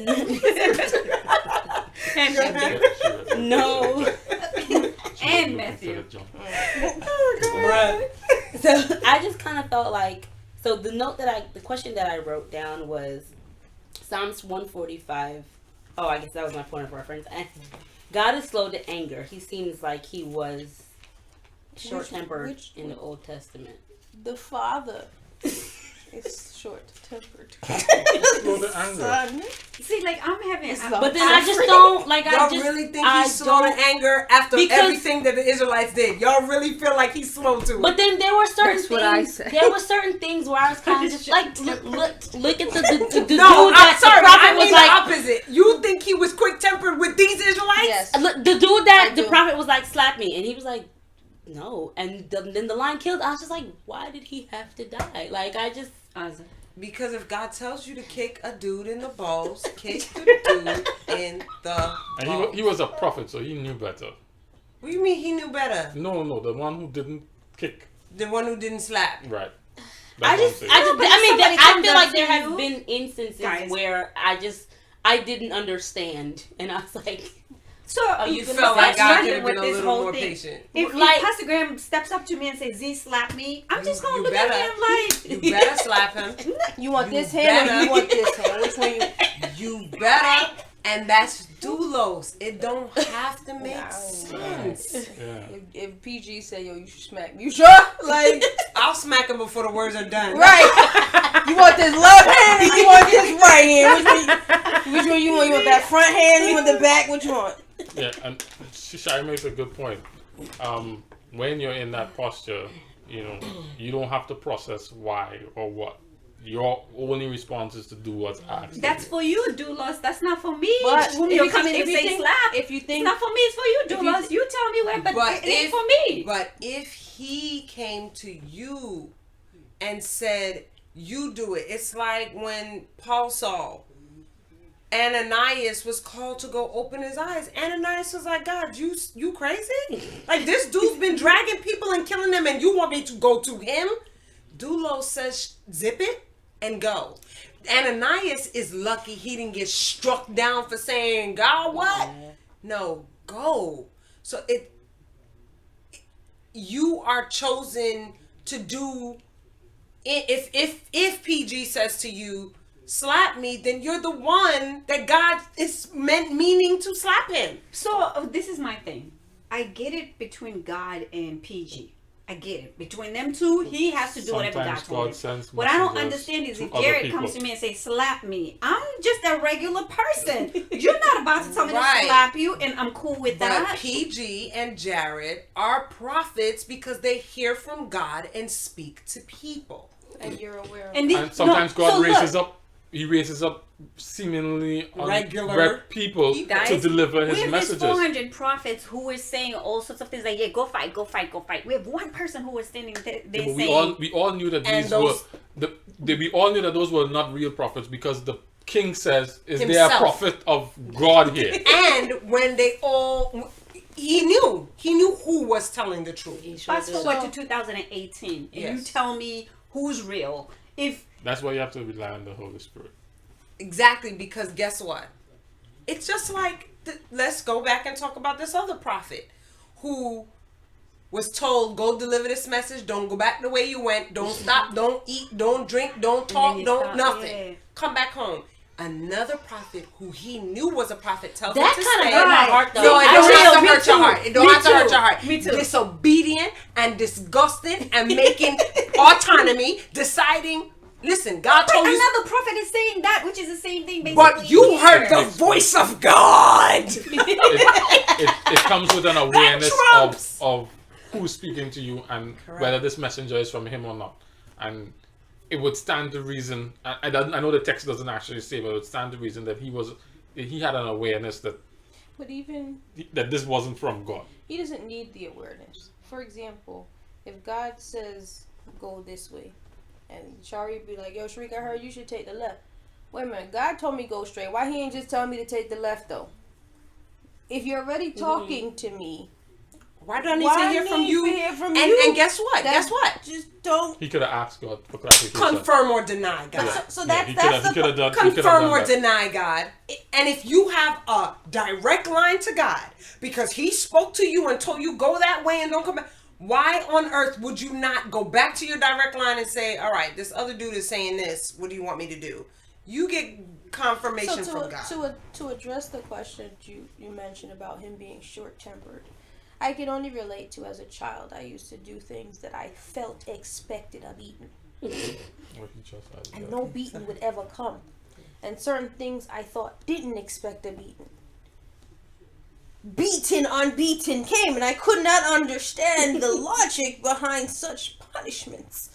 I say that to say, God as a parent, in many cases, we have probably all been victim of I don't feel that equated to this. And he didn't tell us the rule book of consequence to say, well, this gets this, and that gets that. It's, I am choosing, because it's my right. You're guilty. Anybody look at it. I'm either giving you probation, or I'm giving you life, or I'm giving you the death penalty. This is really up to me. At the end of the day, however, you decided to disobey me. How I handle that, it's like the parent who lets you sit and wait for the beating. So can we just get this over with? He's like, nah, you're gonna have to ride this on out. Like, you're gonna have to ride it on out. You know, like, but I think we do it to our kids, we do it to our little siblings, we do it to each other. But when it comes to God, it's like, no, I should know the standard by which you're going by. It's like, but you don't even treat humans that way. You know, it's like, sometimes the judgment is arbitrary. Yeah. But it doesn't negate the fact that you were guilty. I hear you. And as servants, we have to come to the place where, arbitrary or not, we say this is good. Mm-hmm. Whatever you decided, I believe that it's good. I can't agree with that. Now I'm gonna take a David stance. You know what I mean? Like, I'm gonna cry about the kid dying, and then when the kid dead, somebody feed me please, because clearly the kid is dead. I'm just gonna eat.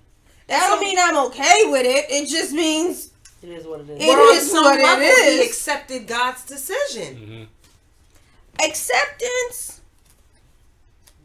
and being okay with and it. being okay with it is two different things. Two different things. I think we should get to the point where we can say this is good. Nah, player. I think we should. Yes, that is the mature posture. I don't know that we're there, but I think we should go into that posture. because we trust him like that. Yes. Like, if you're doing this, then I believe somehow you're working this for my good and for you. No, that's a different posture. This is good, and you're working this out for my good is two different things. But if I believe you're working it out for my good, then it doesn't have to feel good for me to believe it is good. No, because I think it's for my good, I do not have to tell you this feels good. No, I didn't say that. I said it could not feel good, but I could believe it is good. It going to be good is different than it currently be good. Right. So like, I can see that six-pack. That is going to be good. Right? No, I don't like it. But it all depends on how you're defining good. You know, because if it is for my good, and I'm going to use, my mother as an example. If it is for my good that I'm dependent on you, then this lupus is good, even though it doesn't feel good. Come on, Jesus. So it depends on how I'm defining good. I might be defining good as recovery from lupus or pain-free lupus experience. When his definition of good is now you're dependent on me. So you're in pain, that's not good, but it is good. And that's counted all joy. So the dependence, but at that point, the dependency is good. The lupus is not, what it caused is good. The lupus itself is not good. And I say that from someone who suffers from chronic. It itself, insert bad profanity here, but it caused a dependency, and the dependency is good. That doesn't mean that I don't scream, holler, and carry on, because this sucks. And you even say to God, must we go through this extent? Like, you even pull a Jesus. If this is, can you just take it? That doesn't mean I don't like the connection that's here, but the human side of me is like, yo, for real, bro, I don't want to be bothered with this. I want a dependency on you. Is there another option? I want to keep this piece, but this ain't it. Like, and so that's why I'm saying the good lies in the fact that, okay, now I get I'm joined to you. But in my heart of hearts, there are times you're like, can there be another? Even Jesus himself was like, maybe I didn't consider all the ways. Sure. Yeah, So like- James 1:2, consider it pure joy, my brothers and sisters, whenever you face trials of many kinds, because you know that the testing of your faith produces perseverance. Let perseverance finish its work so that you may be mature and complete, not lacking anything. So I'm not saying by any means this is easy in any sense. I'm not saying that anybody is there yet. I'm saying that I do think that one of the goals is for Christian servants, doulos, sons, daughters to get to the point where we say, this don't feel good, I don't like it, but this is good. In faith, believing that I don't see the good yet, I don't understand it, but I believe that because you're doing it, it is going to be good, which means it is already good. Or In just- faith. Or it could just be a change in my definition of good. So Correct. even though it don't feel, That is good if it's taking me to where you want me to be. yeah, it's like the pain of the soreness of exercise is good, Even though it sucks. even though it's sore. Even though I'm sore And even today, though it makes you not want to do it ever again. it's good. You know, when It's good. a person, Biologically. a professional trainer will tell you if you're hurting, that's good. Good. Man. Yeah, because your muscles, the process that your muscles are going through, that's what's building it. So it's just a definition change. It's a hard. Yeah, it's difficult for sure. I'm never gonna get there, but Oh, come on. that's cool. Come on.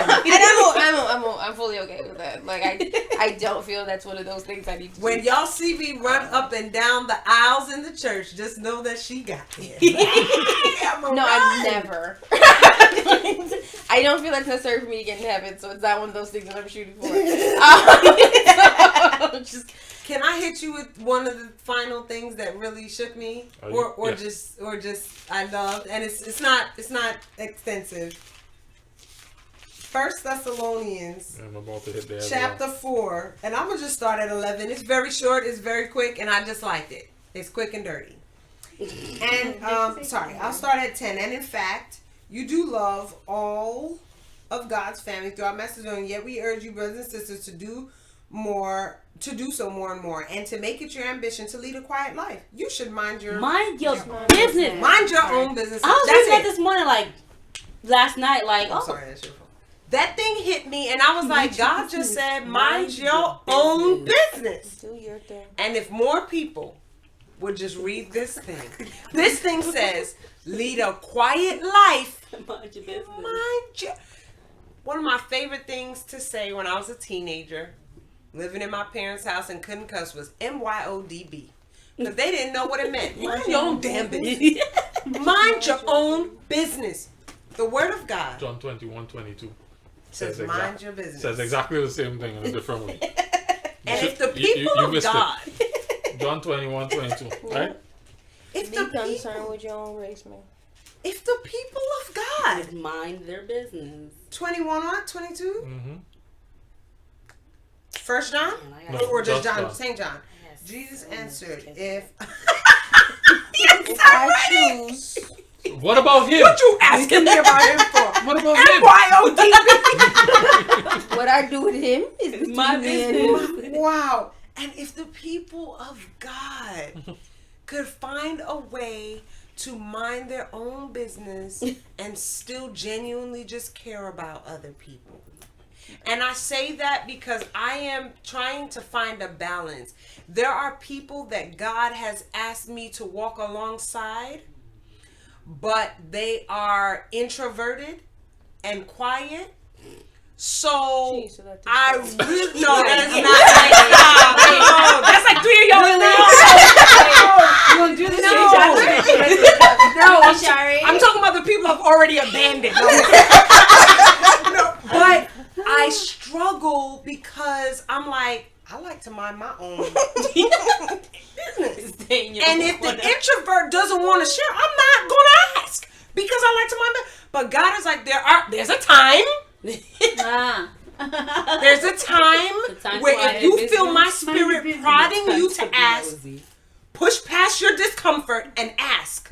And then there's a time to mind your own business. So this really jumped out at me because if the people of God could find that balance, the world would be a better place. Only because we're in 1 Thessalonians, I want to draw your attention to 1 Thessalonians 1:3. Now, I will be transparent and say, normally when I read the introduction to the book, I just go blah, blah, blah, blah. Because he says a lot of fancy things and string phrases together that just...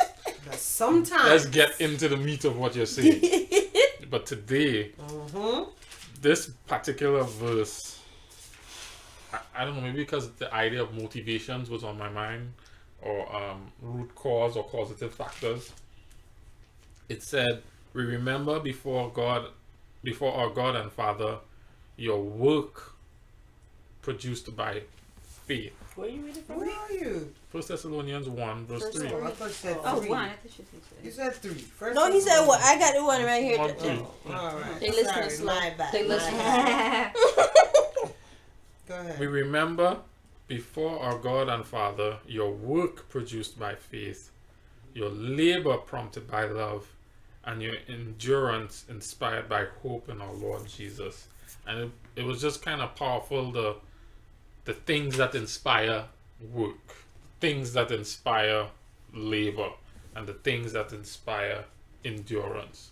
And I'm wondering if those are my motivating factors to keep on pushing and doing the work, to keep on laboring. And I had to ask myself, what was the difference between work and labor? Because it's, they sound like synonyms. And then I did a little bit of digging, and the labor that it talks about is like painful toil, as opposed to just a job that you do. So one is more like talking about your task, and then the one is talking about the painful toil that comes out. But it's prompted by love for who or love for what. And I just thought it was powerful, those motivations, and I had to examine my motivations and see if this is why I labored and this is why I worked, and That's why you endure. yeah, if my faith is what's leading me to work. Yeah. And so I just wanted to point that out before I take Sharika. I think I read the wrong joint because I read it on the plane, and when I opened the plane ain't got no internet, and when I opened it, I was in May instead of I was in June. But it stuck with me because it reminded me of something that Z said. So now I'm gonna try to remember the story, and one of you will pick up where it belongs. Uh-oh. King is having a conversation with Prophet. I want to say it's Jeroboam. That's what's coming to my mind. And he's told that everyone in his family must die or is going to die but the son. And he kills the son. God kills the son, says, I'm going to kill the son and not let him die at the hands of everybody else. Yeah, I think it's Jeroboam in 2nd Chronicles. Right. So I had, maybe 2nd Chronicles 8, maybe. Which means I No, went off the Solomon's beaten still path. alive there. Not sure why it was in May then. Whatever, God talked to me about something. 8 or 9, one of the two. But it sat with me because we were talking before, like, why did Uzzah die when he touched it, and whatever. And in this story, Tempered. God is saying, it is better for me to kill your son than to have those that I said would kill you guys kill him. And he saw that as grace. Like, it was weird. Definition of grace. Like, and so I was like, really? Everybody dies. How you take me, however, is the grace part. Oh, it's 14. 1 Kings 14. But he said he would leave his son. It's 1 Kings, Yeah. 1 Kings I thought it 14. was King. As for you, go back home. And so it's when Jeroboam's wife goes to the prophet and asks about him. Oh, And he Well, that's says, grace because he left him with a line. no. No, The kid dies. The He kid says dies. because he came to Oh, the woman went to ask the prophet about the son, and she came in disguise, and the prophet knew it was her coming. Yeah. Okay, yeah. And in verse 14 it says, as for you, wife, go back home. When you set foot in your city, the boy would die. All Israel will mourn for him and bury him. He's the only one belonging to Jeroboam who will be buried, because he's the only one in the house of Jeroboam in whom the Lord, the God of Israel, has found anything good. Like, all y'all gotta, I find good in him, but I still gotta kill him before I kill the rest of y'all. I guess it was so important to them to be buried in a place. Insane. Like, because you'll see when God is getting Ahab and Jezebel, dogs are licking their blood. So that's what he says. That's what he says about Jeroboam. That's Dogs like will that- eat right. those belonging to Jeroboam who die in the city, and birds will feed on those who die in the country. But he will get buried. And so that is kind of I'm in that saying- culture. But it's like when you look at it, it's like, yo, Nintendo. everybody dead. Everybody dead. What happens, Z? Nobody I lives. need it. I need what's going on. Nobody I see it. And so it stuck with me. I was like, I am thinking of Z. I'm gonna bring this up. I'm on the plane. I'm gonna bring this up because everybody dies, but one God says, "I see good." You still die though. Like he doesn't give him the opportunity to even be bad. You're good now, dead. I'm buried. Like Nicely. I mean, that's not a bad way to go out, though. it's like guaranteed entrance. Right. Like And I've often, like, prayed that, like, if you see that I'm about to make a turn to straight hell, I need you to just take me out because I can't go to hell. I'm not good for this. This is good. That's one way where you can say, well, this death was good because he gonna make it in. He not gonna have Right. a chance to turn to his father's But wicked ways and rule. Everybody but the wife will see this as God just killing everybody. Mm-hmm. Probably so. Yes, see, I thought of you. You specifically. I hope Ozzy is good. What did she say? She said, I hope Ozzy is good. No, I'm not. Us are dead in our Englishness. I don't know. It just it Oh, my was boy it was a Ozzy's lot. good. It was a lot to just We had death doesn't necessarily mean bad. No, Mhm. we had to redefine grace and redefine good. Because And that you was know good. what? That was good. When I was about 20, I started praying, God save my brother, dead or alive. That's what I started praying at about 20 years old because it became more important for his soul to be preserved than his life. For me. Sherry over here praying for the dude to die. No, I was praying save him any way you can. That's over here, man. Any way you can. I've never told him that. I hope you're not watching. No, but save him any way that you can. Whatever you have to do, I'm good with that.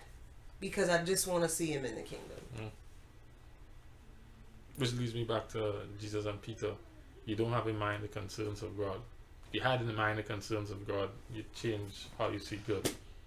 Right. You wouldn't be telling me not to go and this ain't never going to happen. And I had a conversation with, actually, one time when we were doing our takeaways, and I said, I want God to save me, no matter what it takes. Like, No, thank you. but that's the same, guys. That's the same thing. See, that's my point. That's a the rough same one. thing. Yeah. Seriously, Yes. because and then Pastor Mitchell, and it's I know so what funny I'm because saying. Pastor Mitchell was like, "Are you sure?" Yeah, I know. And I I know said- what I'm I talking have about. said that for myself too. I'm sure. I don't And want that. then I know what we I'm stood saying. I outside, don't think that's a and good while idea. we were You got it. talking, She said, Let's I don't not think do that's Please. then Pastor Mitchell said to me, right. "Z," Save me any way you can. I said, "Why did you say?" He said, "I said that because you recognize that you could be struck with a deadly disease, and your kid could be sick. You." This is good. Or you can get roots. But that's the You can same get thing. roots in I'm your going to pipe. say this is roots. You can get roots in Let your me pipe. tell you, them roots right there,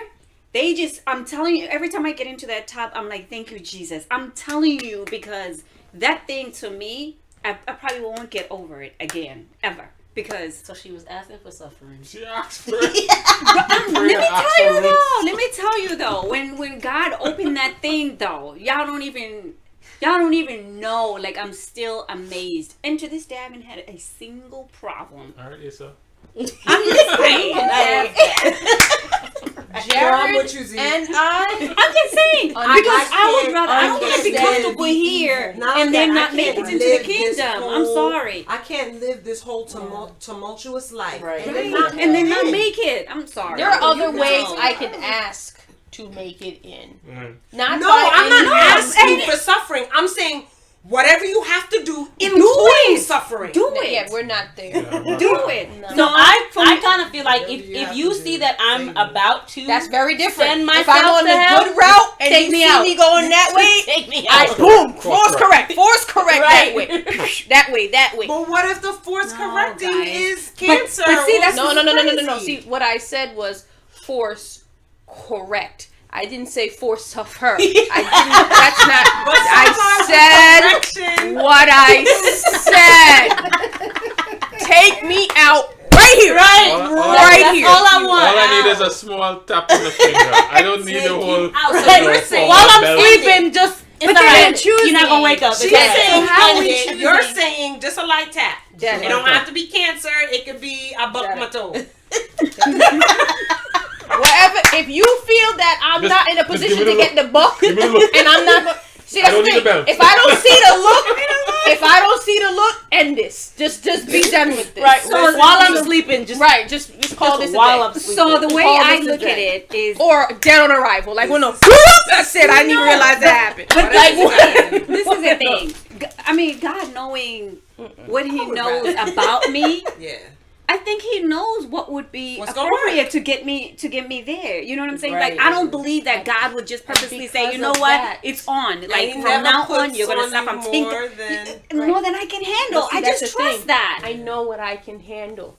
And the evil that goes on in my head, stub my toe, the look, if that doesn't work, boop, boop, that's it, we're done. yeah. That's it. Because I know for That's me it. 'Cause personally, I'm gonna fight you. if I just look back over my life with my father, the look didn't always work. Then you need to end it. So there were times when he would give me the look and it would work, and then there were other times where I'd be like, who you looking I at? know. "You on the rostrum and I'm down here. What you gonna do?" I never get licked And for then- bad I'm not seeing behavior. you for another month. In my life, I never get licked for bad behavior. At least none that I can remember. Oh no. Maybe when I was real did. small, but I learned real fast that all I need is a look. No, And I so- used to get the look. still got and rationalize then it in the my next head. step after the look was Sharon, the voice, and that would make me quake. Not even But that. then as I got older, the voice was a little not working anymore. So I know with God, if He just keeps giving me the look, eventually I'm gonna override. Then He gonna start giving me the voice. Then I'm gonna override. Do whatever you gotta do, God. No, Just no. save See, me. you're Save overriding. me. Save I me. would be like, is Alright, it let's be worth the beat? But guess what? Yeah, I'm saying. That's what I'm saying. You. That's what I'm saying. Oh gosh, this is perfect. Thank you, Jared. This is perfect. Y'all by yourselves on this. The first thing that God did with me was my mouth started to itch when I drank soy milk. Right? But That then wasn't I gonna kept work. I kept eating Big Franks. I just stopped drinking soy milk. But I was eating Fried Pats, Big Frank, Morningstar, Shrimp Pools, all that. Then all of a sudden then my eczema. In 2008, y'all, my eczema started. I didn't know it was soy, but it started. And it started on one finger, moved down, next finger, next finger, next finger. Then it started on my palm. So it was almost covering my whole hand. Fast forward to 2016 or 17, I figured out it was soy, gluten. But by then, I now have a jaw disorder, my lower back don't need pain all that. that I don't I've been need living constantly with. It's all. So he was giving me the look, Just turn my taste and he buds was off. calling It's my name. nasty. But we override. So guess what? He had to put This me in a fried pat is position. delicious. Correct. The fried pat was delicious. That was my favorite one. He had to put me in a position where I get full on cramps. I'm a mess if I put certain things in my Sitting body. gets comfortable sometimes. I'm just saying. Yes. Like sometimes it gets Take me super comfortable to where it's like, oh yeah, it doesn't feel good, but Right. But I'm gonna just you know keep what I mean? doing it. I'm It's just not gonna so keep doing bad. it. It's okay. I'll get over it. I'll be all right by the time. It usually takes 2-3 hours. So in 3 hours, I'll be good. you can Tomorrow, I say, God knows that us way. all. He knows us all. He knows us So all. I'm just saying, Cause- like, Lord, you do what you While need to do. Sherry might be able to like, yo, I'll take it. Somebody else would be like, man, God, what are you doing to me? And then, you know, No, I'd be like, you know what? This must be another part of my superpower. Look at that. Hysterical. Jared, look at this. You see this? Alright, back to the cheesecake. I'm not even noticing it so much. But if you just take it out, it just tastes nasty. right? Like, cut the just taste buds all of a sudden. Cut it What off. is that? Cut it off. feeling I don't want it that you anymore. need? But then that's not you choosing to do the right thing. I already told you. When you see me going cheesecake. Autocorrect. Just what happened? Sure, you don't eat cheesecake no more? Nah, son, that joint nasty. I don't know why. It's just nasty. Stop eating one day. Make it to heaven. What happened? Like, you know. I have one more verse in 1 Thessalonians 2, verse 8. Well, I was really verse 7 to 8. 1 Thessalonians 2, verse 7 to 8. Instead, we were like young children among you. I'm only reading that because I want to keep the whole thing together. Just as a nursing mother cares for her children, so we cared for you. Because we loved you so much, but we were delighted to share with you not only the gospel of God, but our lives as well. And that's the part that stood out to me. Because we loved you so much, we were delighted to do life together with you. We were delighted to share our lives with you. Sharing our lives with each other is a sign or an indicator of our love for others. Damn, that's Now I feel better about myself. I really don't like people. I just felt worse. But Sharika, you do life with me. You do life with a bunch of people. Right. No, see, that's the thing. Y'all doing life with her. She's not doing life with you. I slowly but surely. This is bad, real bad, Michael Jackson. Because this would indicate that if I don't share my life, I don't love you. And that's not true. No, not necessarily. That's not true. I think so. Here's why I say not necessarily, because it says because we love you so much, we are delighted to share life with you. It's not if I didn't really like you, I wouldn't come around. But I think what he was saying is like I love you so much that I just want to be with you. I want to do life with you. What But person- Sharika, you are doing life with people. It may be on your terms. It may be slow and steady. It may be little increments. But you are doing more Than I ever have in my life. than Like, you it's ever very had accurate. in your It's life. I was very shocked you showed So up to the it's a barbecue. I was work- like, oh, Sharika. It's a work in Thank you. progress. That was a lot. I took all my clothes off, and Jared was like, "We leaving now?" I was like, "I done take all the clothes off." It's a work in Drag progress. And it may not look like how somebody else does life, but it's still you It's right. extending Yeah. yourself in a major way. So I think it still Well, I qualifies. just think that any relationship, what people who are in a loving relationship or who claim to care for one another and love each other don't want to Spend time at some don't point. spend time and do See, things and interact. but that's that the way. thing. Is sharing my life a matter of spending time, or is sharing my life pouring my life into? So, like for example, if your love language Both ends. is serving Yeah, others, and I love to give my time. I don't really have to like you to give to you. Is that me sharing my life with you, or is that just me doing Well, what is me? In the context of this, Paul was living among them, and he was Walking with engaged with all the things of all the aspects of the life. He was vulnerable to show what was happening with him, and he was receiving. So I'm not there. He was receiving what was happening with them. Okay. You know, so he was actually sharing his life with them. You know, it's that vulnerability and transparency. He goes on the very next line and says, "Surely remember, brothers and sisters, our toil and hardship. We worked hard day and night not to be a burden to anyone while we preach the gospel to you." You know, and so, you know. I get there. Not close, but I'll get to it. Yeah. I had one more too that kind of I've been chewing on for I've probably been chewing on it for a couple of years now, kind of running in the background, but then it revamped on Sabbath. Pastor Graham almost took me out during your anointing. Almost took me all the way out with some of his comments, but I'll read That was touching. 1 Thessalonians 4:14. For we believe that Jesus died and rose again, and so we believe that God will bring with Jesus those who have fallen asleep in him. According to the Lord's word, we tell you that we who are still alive, who are left until the coming of the Lord, will certainly not precede those who have fallen asleep. For the Lord himself will come down from heaven with a loud command, with the voice of the archangel, with the trumpet call of God, and the dead in Christ will rise first. After that, we who are still alive and are left will be caught up together with them in the clouds to meet the Lord in the air, and so we will be with the Lord forever. Therefore, encourage one another with these words. So I said I've been chewing on it for years. My dad passed in 2015, and one of the things I struggled with in my grief was all the things he'll never see. And never see me do, never get to be a part of. And it was in that moment when, before that, and when I was younger, I'd be like, why people always saying this, your mama looking down at, why people say that? People say that because people need to believe that. Because it's hard to believe that people will not, that your loved ones will not get to see certain things that you wish they would. So, but this jumped out at me because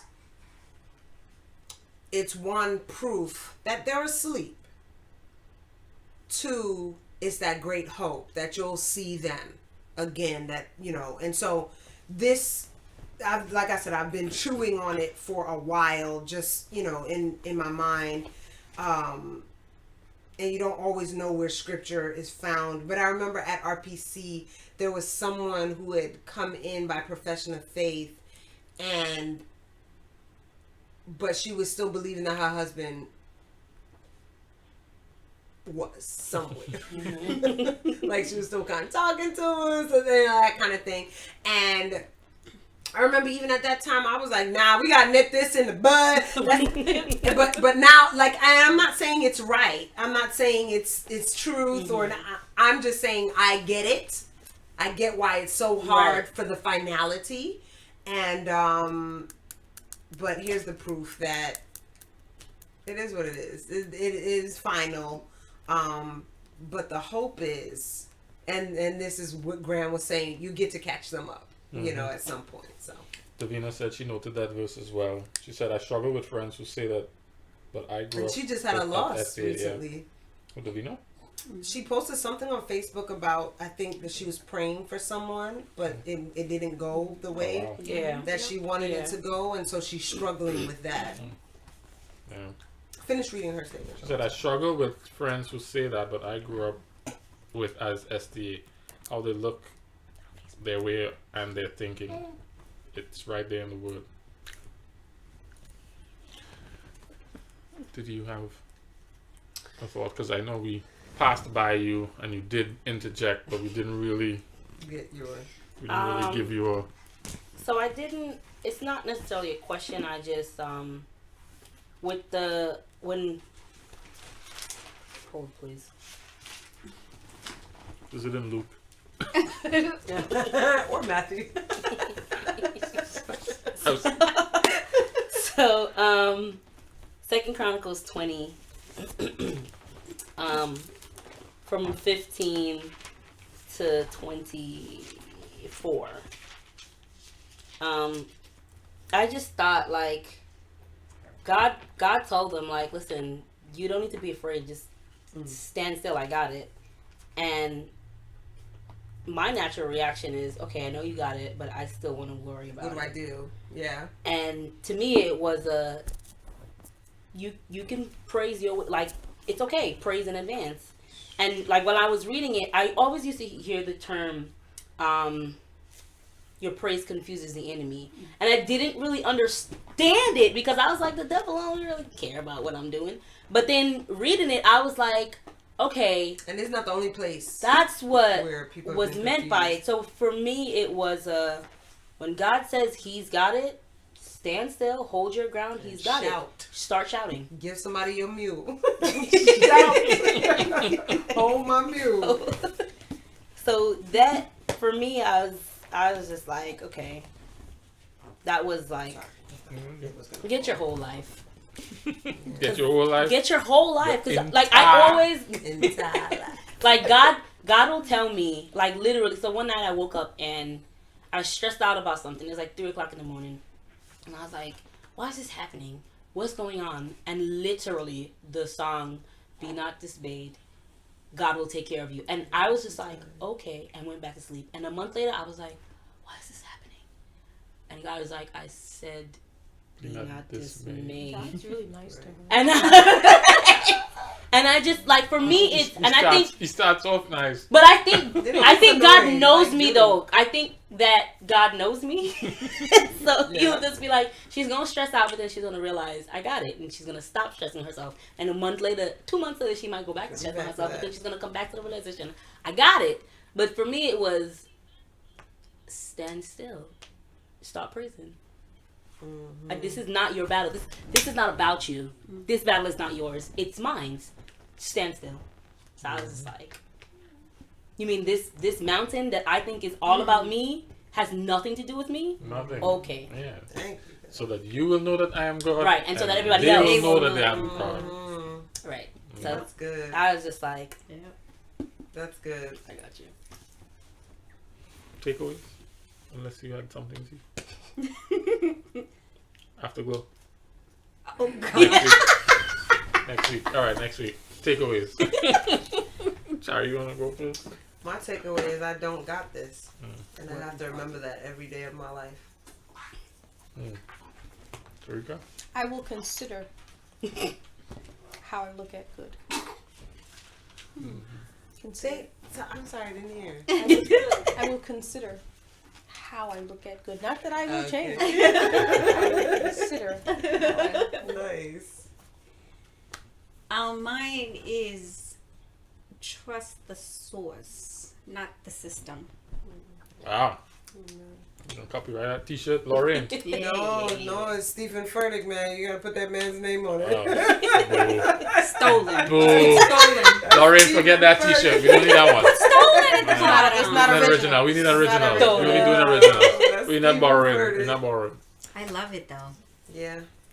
So for me, 2 Chronicles 20 verse 33, during his Jehoshaphat, during his reign, however, he failed to remove all the pagan shrines, and the people never fully committed themselves to follow the God of their ancestors. When I read that, I was like, man, if he had just simply been obedient, there was a possibility that they could have gone back and be fully committed. And my takeaway from that was be obedient in removing the things that God has told you to remove from your life. Everything. Everything. I am beginning to. My perspective is shifting a little bit away from the you need to be better, you need to do right, to man, God is merciful to use even when you're not. And so here's my takeaway is that, you know, the experience of Ahab, and God will come in and use you to as the testimony of his greatness even when you're not. Right. But he's still expecting you to posture yourself correctly. So I'm grateful. I'm humbled by that idea that he would do something like that. And I'm not a little deeper in than Sharika. Like I see the value in redefining good. I didn't say I didn't see the value. No, I was just I didn't mean to challenge whether you saw it or not. You were considering changing your definition, and I have accepted that I need to change my definition Yeah. of good. But that's what I meant Deep to say. water swimming, shallow water swimming. Still swimming. We're good. Just keep swimming. That's all that matters. Stay in the water, folks. Davina said her takeaway is my takeaway from my friends, the Israelites, is obedience. You know what's interesting how you guys said that like there's a pattern developing where they all just doing the same thing and it's like the same story in 12 different ways. That was one of the most profound things for me out of this experience, which is what simplified the whole Christianity thing down to lordship. Yeah. Because the issue was idolatry all the way through. Yeah. And down to us. Yeah. Just Yeah. keeps going. If there's anybody else who's been watching, would like to share a takeaway, not would you like to share. I'm asking you to please share a takeaway because there's value in articulating what out of this conversation was meaningful to you and that you can use. Vanessa, before you take the chunky chocolate baby away, He just said he just gave his takeaway. He just said this is good. To me, I'm okay. not sure. Would you share yours? Would you like to share yours? Oh, you weren't listening. Okay.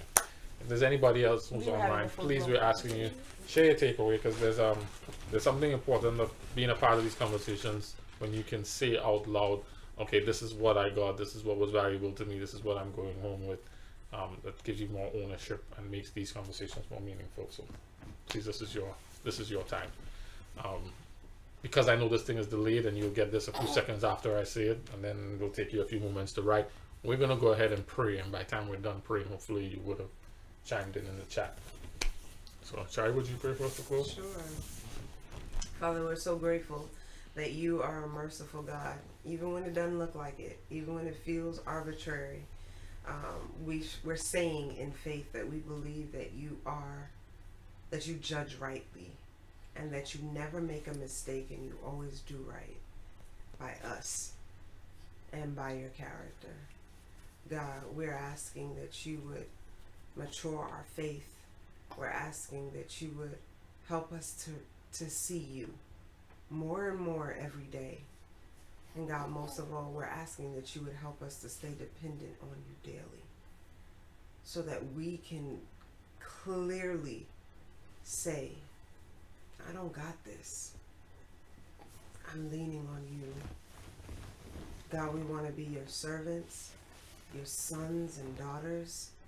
We want to be everything to you that you made us to be.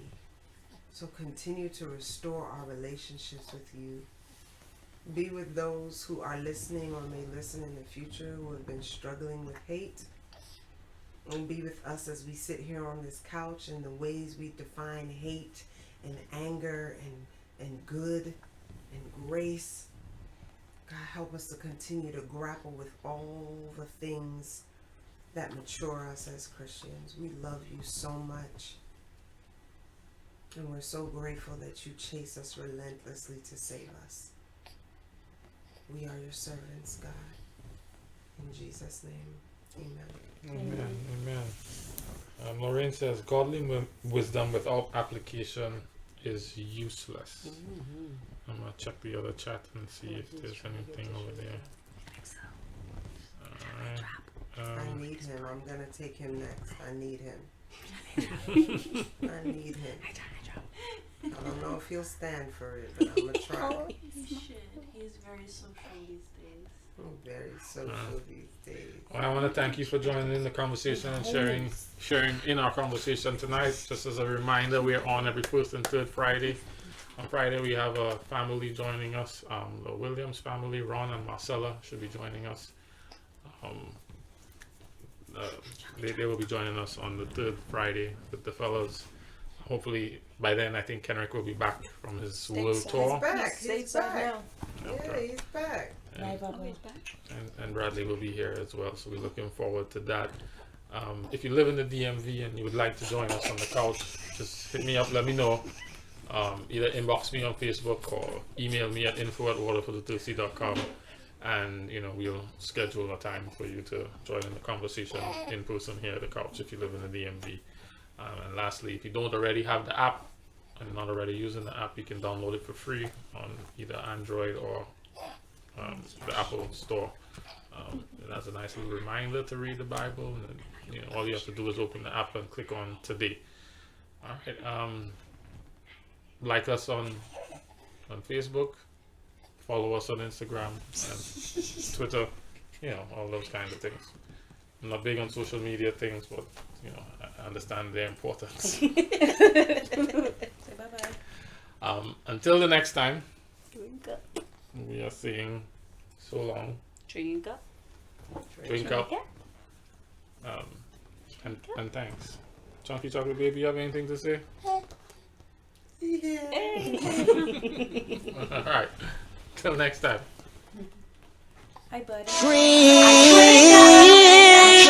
You're like water when I'm thirsty. Drink. Like water when I'm thirsty. Drink. You're like water when I'm thirsty. Drink.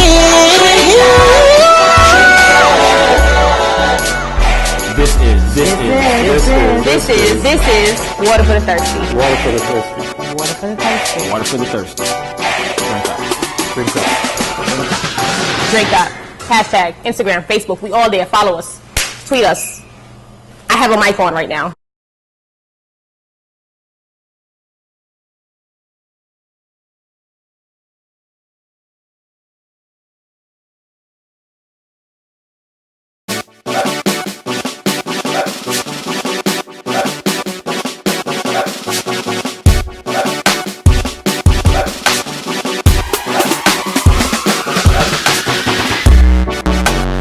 Been a hard weekend, it left me high and dry. I've been going through the ringer, I need you in my life. Time seems crazy, I'm stranded in the desert.